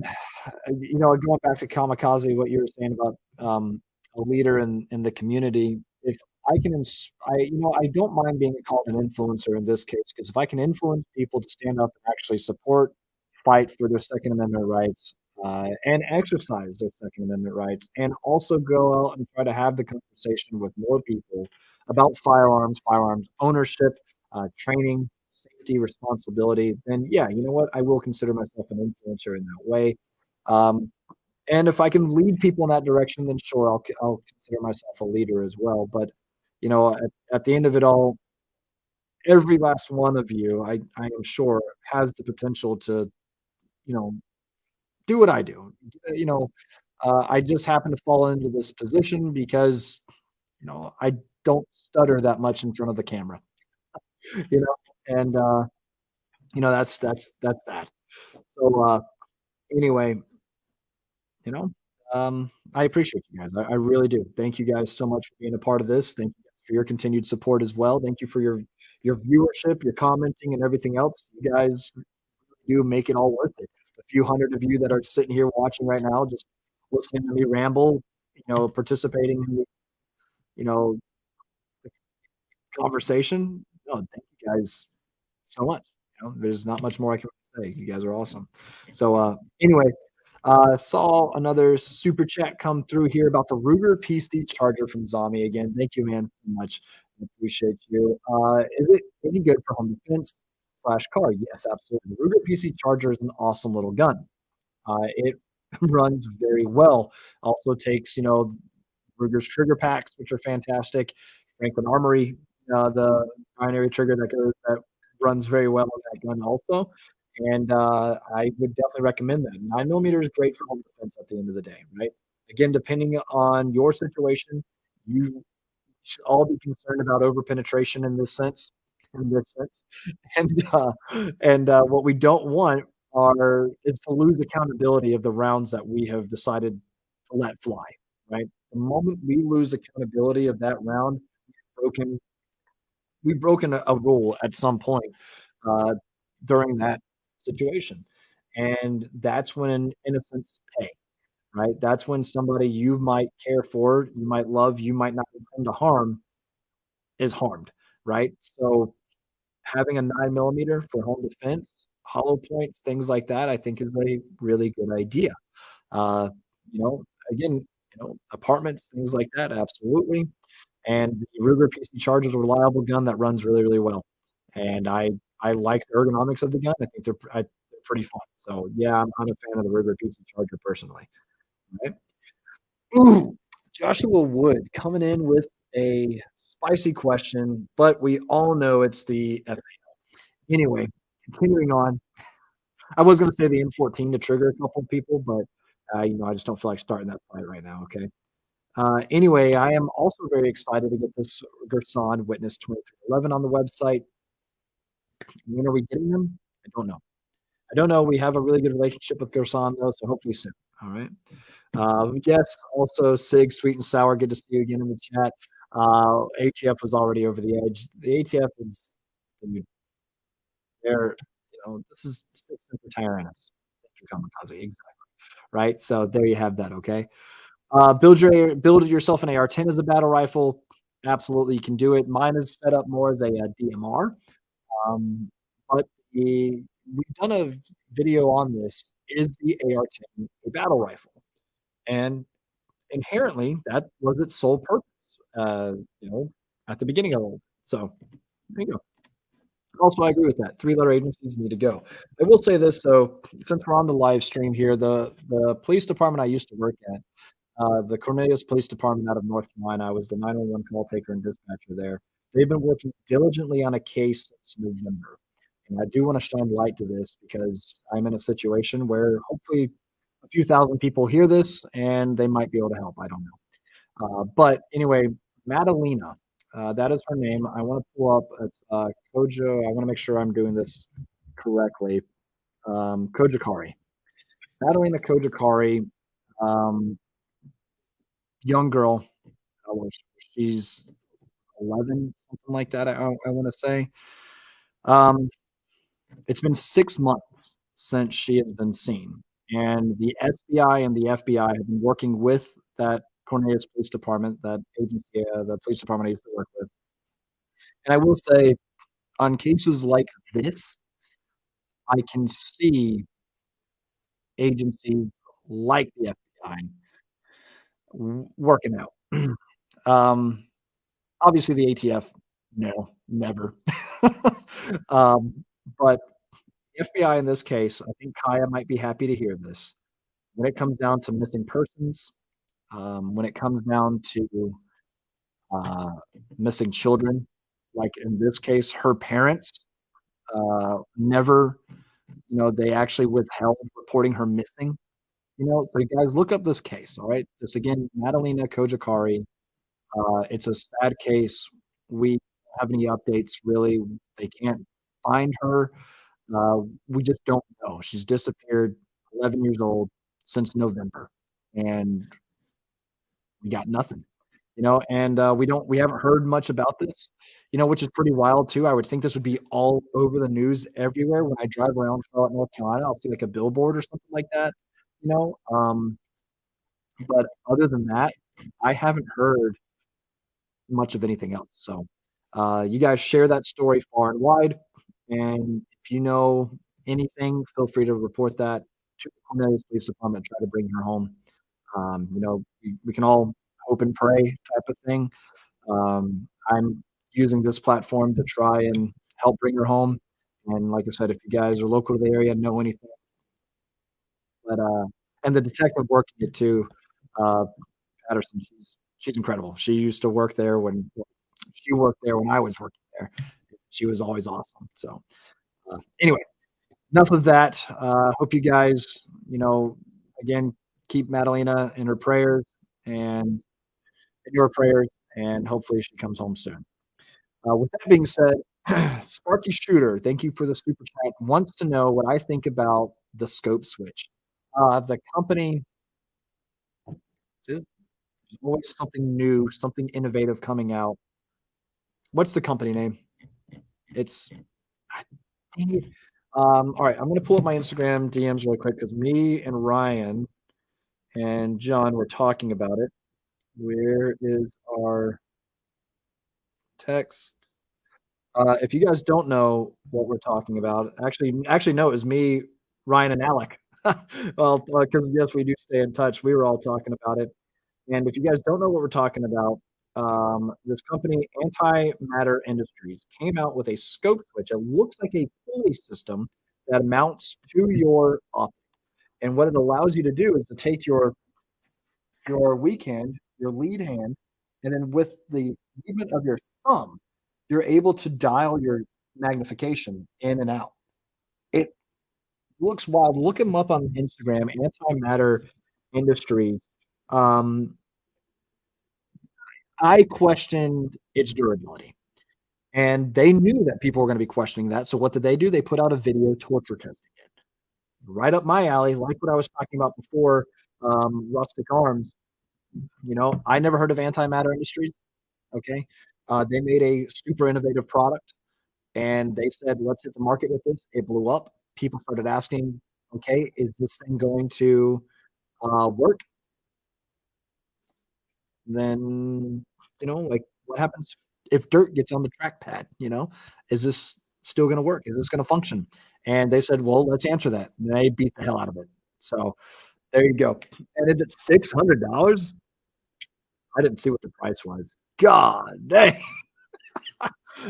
Um, maybe if I try it, I'll fall in love with it or something. But I'll be honest with you, I will take a um, lever, the cost that comes with the optic over something else that costs $600 that does the same thing. Granted, I do like it because you can keep your, granted, you can do this number all day and keep your eyes on the reticle, eyes on the target, things like that. But not having to change your hand position is nice. Is that worth $600 to you? Let me know down in the comment section. All right. Let's see here. Big Islander, thank you again for the super chat. Do I stockpile ammo? If so, what ammo for self defense? How much rounds per caliber? I keep a fair amount on hand. Some of you might be asking, what is a fair amount? I also shoot for a living. So, with that, take into consideration what I'm about to tell you. Okay. If you just were sitting, if you just wanted to comfortably have ammo laying around for whatever type of firearm you've got, then go for that, right? Whatever you can afford, have that ammo. And as long as it's quality, something that's not going to blow up on you, whatever, go for it. So yeah, Mike answers this question perfectly, though. As much as you can afford.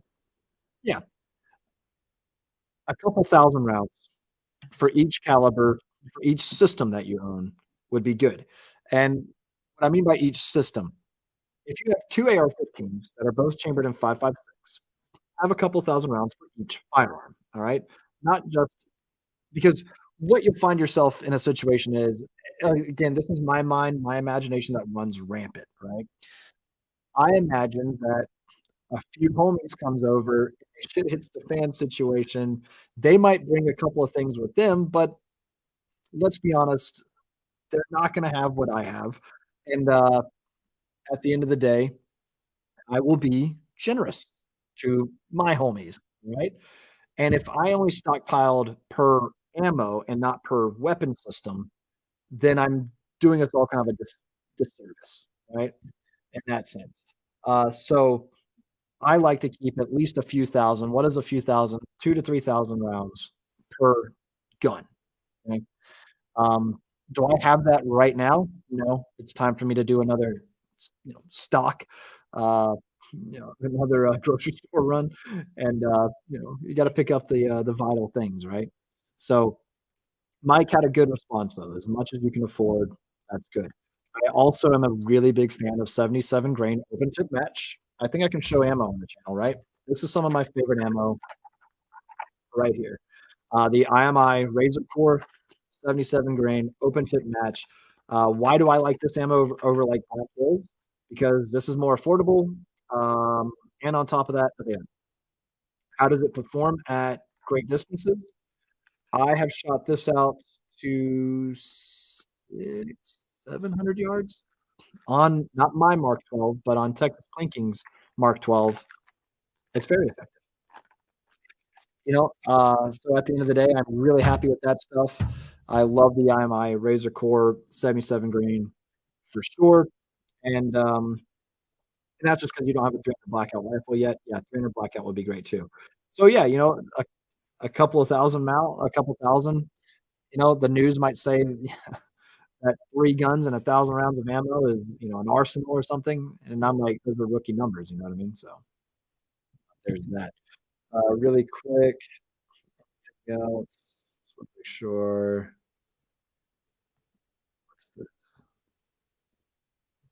It's funny.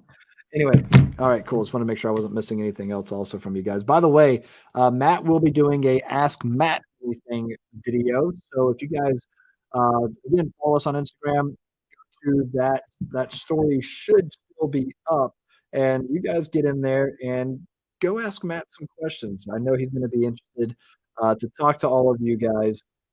And, we've done an Ask Me Anything myself, with Kaya. And yeah, you know what? It's Matt's turn now. So yeah, so it's still up there. In fact, no, I'm not gonna spoil them. I wanted to see what some of you guys have put. I'm not gonna do it right now. We'll wait for the video to come out, and you guys can see it then, and, talk about it then, alright? So, that works.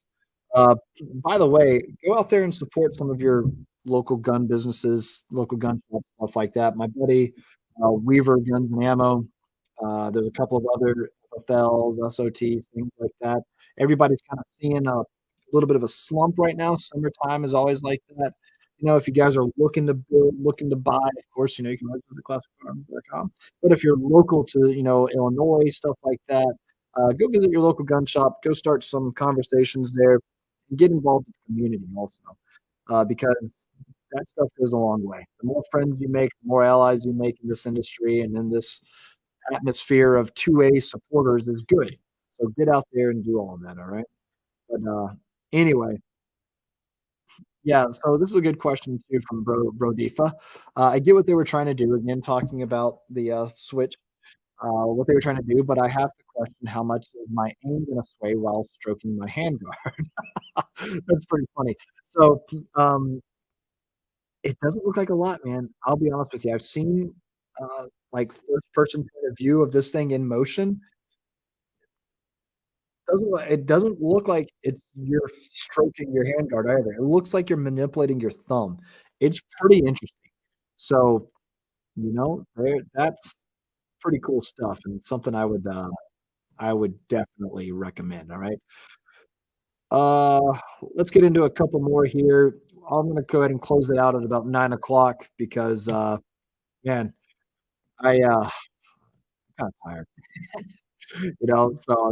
I see it. Elton, appreciate it, man. Thank you guys. Which Matt was your grandpa? Matt's not old enough to be anybody's grandpa, just I shouldn't say that. Anyway, let's get through a couple more here though. And yeah, yeah, absolutely. No, Smart Shooters LLC, Rustic Arms. I hope it helps and I wish the best of luck to you. By the way, if you're still around, um, man, tell me what kind of firearms you're getting into, you know? So I wanna hear from it, alright? But, hear from you and see all that. So, Sig, Sweet and Sour, yeah, thank you for tuning in. You have a good night too, and, I really do appreciate all of you guys. You guys are the freaking best. But, here we go. I've got a weird question. I'm Googling stuff, but don't have a direct answer. CNR pistols, what's the year for them?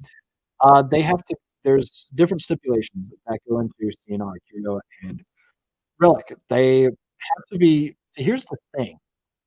There is an age limit, but you can also, Matt knows way more about this. Call Matt Capaldi. I wonder if he knows he's about to be on the live stream. It's also 9 o'clock at night, so let me see if he answers. Hold on. This is pretty funny. What's up, man? Hey, dude. Hey, I just wanna give you a heads up. I'm on the live stream right now. Okay. And I've got somebody asking, you know more about this than I do, so I figured I'd, let you answer this question about CNR pistols. And yeah, so he said he's been Googling and stuff, but doesn't have a direct answer. Says CNR pistols, what's the year for them? I mean, pistols, there's no difference between handguns or other guns when it comes to CNR. It has to be at least 50 years old or older, and that specific gun, not like the model or anything. Or it can be specifically listed by the ATF as CNR eligible, which they do a lot for like anniversary editions and stuff. Technically, you can petition the ATF to examine any firearm to add it to that list, and they judge it based off of its collectability, historical relevance, things like that. So, for instance, all basically SKSs are CNR eligible, even though some of them were made very recently, and that's due to the fact that they're specifically listed. Like when you look at say Yugo SKSs, you can have them made, you know, more recently than 50 years, but they're still considered CNR eligible. Perfect. That's exactly it. And I actually had a second question on that too. Wolfpack Fishing, I see you there. Thanks for the support, man. And he said the same thing too. Father left a few weeks ago. Let's see, had a small collection. Oh, okay. All right. Well, sorry to hear the passing of your dad. But Had a small collection of older firearms. What classifies as a CNR handgun? What's the year? So yeah, so what Matt is saying, everybody is at least 50 years of age, and then there are some other classifications or ramifications that fall outside of that too. So Matt, this is, I'm glad you answered the phone. Thank you. Oh, absolutely. Why would I not pick up from a man, Clint? That's my guy. All right. Well, I appreciate it, Matt. You have a good night, man. You too, see you. Later. Yep. So there you guys have it. This is why it's good to have friends in the industry too, because yeah, and he is a smart man. The guy just knows so much. That's why I call him Professor Matt on camera, right? But anyway, I hope that answered to a couple of your questions. You've used your last lifeline. That's pretty funny. I did phone a friend on that one. That is pretty good. I should have told him how many of you guys are saying hi, Matt, too. You know what? Maybe one day I'll have him on the live stream. There you go. And then we can all just sit around and have a drink and talk to you guys about guns and shit. All right, because who doesn't love doing that? All right. Anyway, all right. I'm gonna go ahead and start wrapping it up here, guys. But I am gonna get to a couple more questions because I can never just stop. Um, it's kind of like a bad addiction or something like that. The AR-15, the Ruger MPR. So the Ruger MPR, uh, first of all, as far as Ruger goes, when it comes to their AR-15s, I've always liked. I pulled them up here because I just wanted to get a look at them again, and like their AR-556s always ran very, very well for me, and the MPRs are no different. So I think you're going to be really happy with it if that's the one that you want to go with. Ruger's a reputable brand in every sense. The only gun that Ruger's ever made that I haven't really been a big fan of are like the LCP, but it also had a purpose.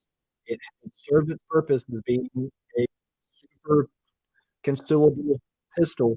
And then as technology evolved, you know, a single stack 380 didn't really become all of that, I guess necessary or desired.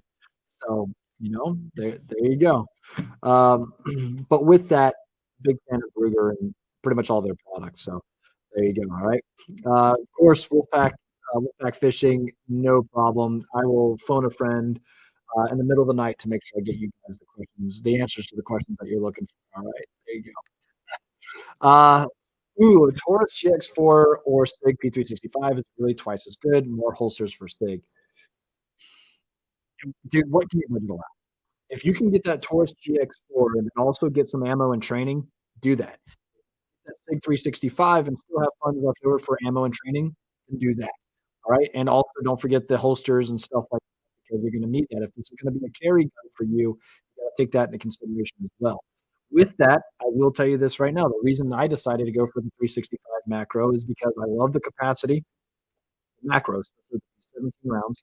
You're pretty much getting into full size territory at that point. It does have a full size grip, however, that will print easily. So keep that in mind. But the standard 365 is an excellent carry gun. It's very easy to control. It's got a great trigger to it, and it is a reliable firearm. So, the Taurus GX4, I don't have as much experience with, or actually any experience with, I don't think. So, can I answer? Is the 365 really twice as good? Maybe.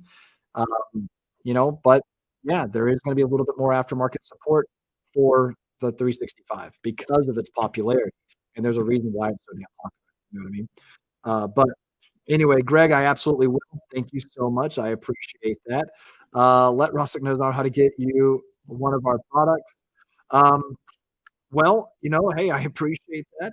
What I want to see though is, I want to see somebody shoot it and stuff. So I would be happy to take a look at it and shoot it, try it out, and I'll give you my honest feedback with it. Something that'll stay just between you and me. And then whenever you have and this might be a product that kind of like with Guard Dog body armor that surprises me, right? It's something like, hey, new to the industry, never heard of it. Let's see, let's go ahead and do a review of it, and then if we like it and stuff, great, we'll move forward with it. If we don't, we can send it back to the manufacturer and let them know our honest opinion, feedback, where to make improvements, things like that. And then what wound up happening with them was I got completely blown away. I couldn't believe that this thing stopped everything I threw at it, including a point blank range hit of a 300 Win Mag. Right, pretty interesting stuff. So anyway, yeah, like I said, feel free to DM me. I'm going to try to get to all my DMs. I promise. All right, I'll get there eventually. So thank you guys for all of it. They love your content. Yeah, thank you. Again, I appreciate you guys so much. Um, there's not much more I can say other than I just really, really appreciate you guys. And I hope you continue to enjoy the content we're putting out and everything. All right. So there you go. Oh, this is a good question. None of your business. Classic firearms. If I wanted to be an asshole, I could respond with none of your business, but no, I'm just kidding. Have you had any experience with AR-10s? And if you have, could you see something like a 16-inch AR-10 as a viable option for a short span rifle, provided you've got a nice stock of 308? Absolutely. Absolutely is my answer to that. I have a lot of experience with AR-10s. In fact, as I mentioned earlier, the very first AR I actually built was an AR-10, chambered in 7.62 NATO.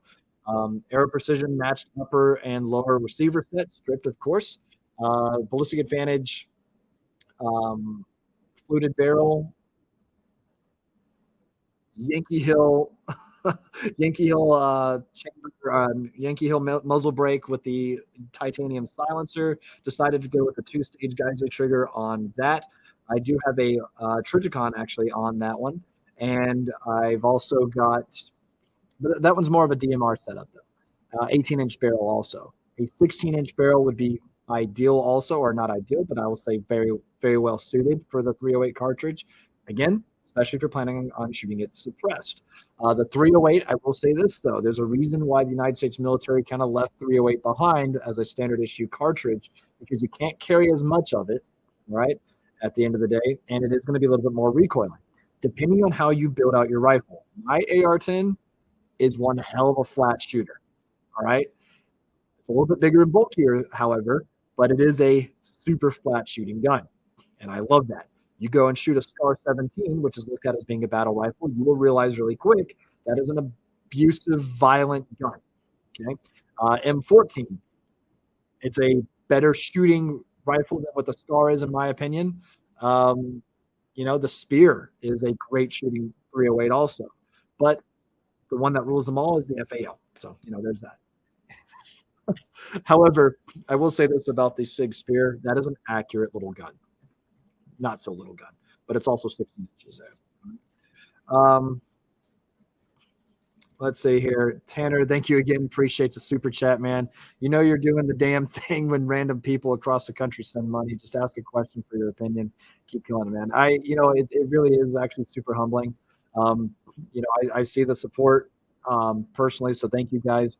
And, I honestly can't believe it. I never thought I'd actually be in the situation where I'd just be sitting here with a, expensive little microphone that apparently doesn't sound all that great to you guys. And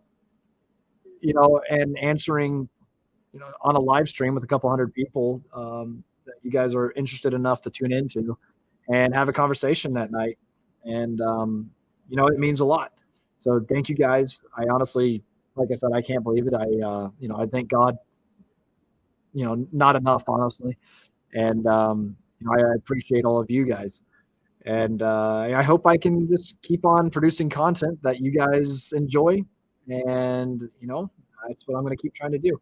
So, stay tuned. That's all I got to say. But thank you, Tanner. I really appreciate it, man. Thank you, Justin. I appreciate all of you guys. You guys are the best. But with that, I think that's probably a good note to end out on. Okay. One thing, somebody did ask, is it safe to shoot? Like I said, I keep saying, I'll stop at this time, I'll stop that. I do it on the podcast too, but whatever, when I'm having a good time, I'm just going to keep going. Is it safe to shoot 308 of the Scar 17? Some say yes, some say no. Look, the barrel chambering is for 7.62 NATO. With that being said, unlike 5.56 to 2.23, where 5.56 actually generates more pressure than 2.23 does, 308 actually generates more pressure than 7.62 NATO. With that being said, I don't want to say you're fine because I don't want to be held liable just in case something goes wrong. But I will tell you my personal experiences. I have run PMC 308 through Scar 17s for days, even suppressed, unsuppressed, different muzzle devices, and have never had an issue. I have run the hell out of some Scar 17s with 308, and I've never had one cause an issue. I think a lot of people put way too much thought into that. Um, you know, we're not shooting these things, unfortunately, full auto. Some of them, yes. If you've got a range, if you've got a personal one, that's a actual full auto battle rifle. That's pretty damn cool. But at the end of it all, I've never seen an issue with shooting 308 through a Scar 17. If anybody else has, let our friend ABB know. Because I'd hate to say I've never had an issue, and then he goes and loads a 308 and has an issue, right? So, keep that with what take that information for what you will, all right? But anyway, yeah, flipping quads. He said, there you go. He shot and everything through his Scar. I will say this too. If you're asking a pretty cool question about what red dot do I recommend for an AK on my Meridian Defense Pestilence, I actually have a Trijicon RMR on that. That's sitting on a RS Regulate mount, and it just barely co-witnesses. I will say, though, I really, really do like the Trijicon MRO quite a bit also on that. If you want to go for something a little bit more budget-friendly, I will say that Swamp Fox makes a phenomenal little red dot, all right? It worked so good. The Kraken specifically is one that I like a lot. But I think Ryan on his Meridian Defense Volk, if I remember correctly, he also has an RS Regulate rail and has, I think he actually has the MRO on it, I think, if I remember correctly. But anyway, yeah, so there's a couple of different red dots out there. There's actually a lot of them, but you'll find, if you're like me, that you're going to want it to co-witness, and RS Regulate makes a good rail that'll help do that. Mike, I agree also. It's good being around nice, like-minded people. But I'll be honest with you, where I work, who I hang out with, we're all kind of like-minded. It's actually kind of cool to get out there. I'm on the internet, man, and I don't have a private page, so I'm open to the public here. I get DMs from all over the place, and I got to tell you, there's not many people. Actually, not many at all that actually send like really hateful things that are not of the same thinking, I guess you could say. Every now and then I'll see something, and then I try to debate these people, or I have a conversation. That's really what I want to do, is just have a conversation. But a lot of people that aren't in a similar mindset typically just want to throw out some sort of one-liner that's insulting instead of thought-provoking, which is typical for the opposition, for the op-core. So, yeah, it's nice to be around like-minded people, but I also encourage you guys to go out there and talk with people that aren't like-minded. Encourage people to say, hey, let's have a conversation. And that's the hardest part, is to have a conversation. Typically not on our part. We got to keep a calm, cool, collected thought process. What do people say? Cooler minds will prevail, or whatever the hell, right? Yeah. Like, I'll say it again. I've got a really liberal uncle. Thanksgiving's always a good time, and he told me at one point, that he wished he could just blow up the NRA headquarters. And I said, did you hear the words that just came out of your mouth? You're the reason why I want an AR-15. So there you go. So my uncle, if you're watching, sorry to call you out like that, but don't be a dick. But anyway, that's that. So yeah, it's nice though. It is nice. Rusty Shackelford, have a good night as well. And yeah, it's always a good time with you guys. Appreciate all of you guys. Appreciate that so much. Thank you, Greg. Kamikaze again. Just you guys. Just as always, it's great to talk with you guys. Gio, Giovanni, I see you. For Foster brother. Everyone at Classic is. Thank you. Thank you, guys. And I'm going to go ahead and sign out. One more, though. I see one more super chat here. Last one for the night. I'm calling it from Freedom Vendor 76. In your opinion, what is the best way to secure multiple guns in a rental property, aka no bolting anything down? Well, one thing you can do. Don't know if it's the best idea or not, but you can still purchase a safe.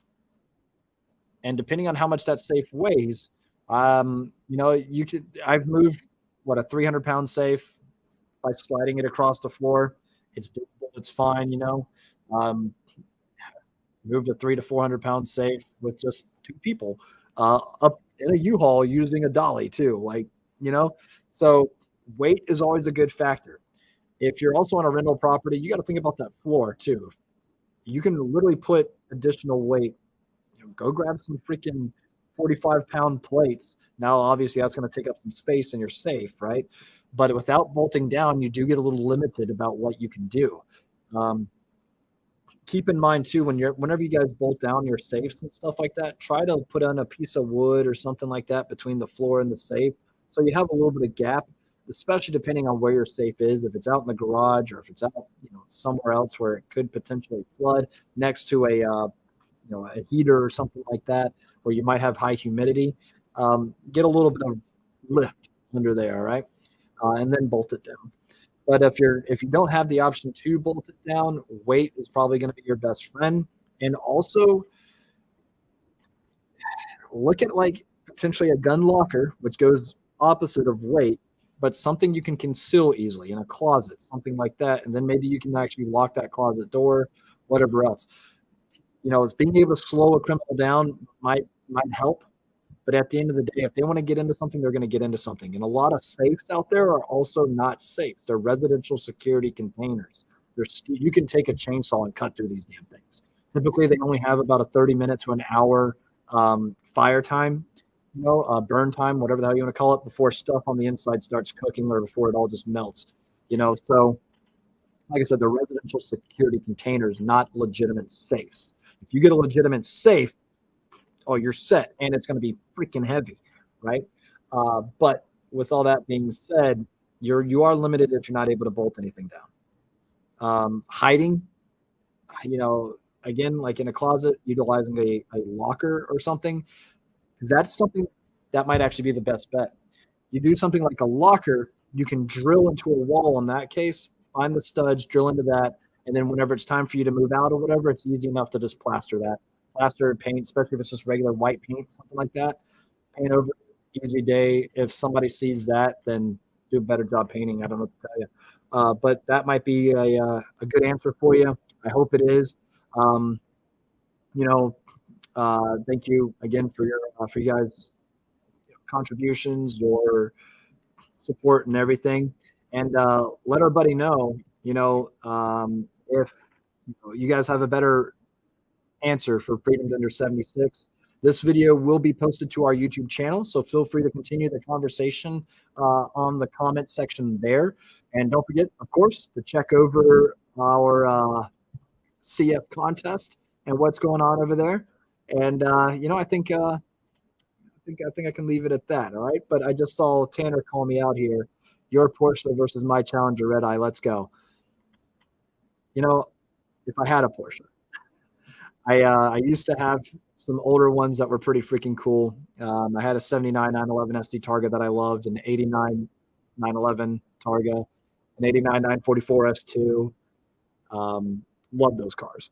But with that, the Challenger in a straight line is going to have me. But the moment you got to take a turn, it's over. And I think we'll leave it off there. All right. But you guys have a good night. Thank you again. Feel free to continue the conversation down in the comment section once this video is posted to the channel. And I'll see you guys next Monday. What is next Monday? Because I know we've got some spicy things coming up. Next Monday is the 29th. So we're going to have one more live stream before the brace ban. So you've got all this week to call your representatives and give them hell. And like I said, I signed on to that letter that Gun Owners of America sent to the leadership, and they pissed off Congress. They pissed off the supposed pro-gun representatives that said, why would GOA send this letter directly to the leadership? Why wouldn't it come to us and let us vote first? And GOA had to respond, because by the time you guys got back from your recess and voted, this would already be in effect, because that vote's not going to take place until June. And they're like, wait, what? Yeah. Maybe if you actually read the shit that was put in front of you, we wouldn't be in these situations. So contact your representative. Your voice matters. Get out there. Again, blow up those text messages, emails, and voicemails, and do it. All right. And yes, it'll be Memorial Day, so we'll have a conversation about that too. It's not all about burgers and grilling. All right. Anyway, all right. I'm gonna leave it off there, guys. Good night. Good night. Good night. God bless you guys. I really do appreciate you guys so freaking much, and I will see you guys next week. All right. Well, have a good night. See you next week.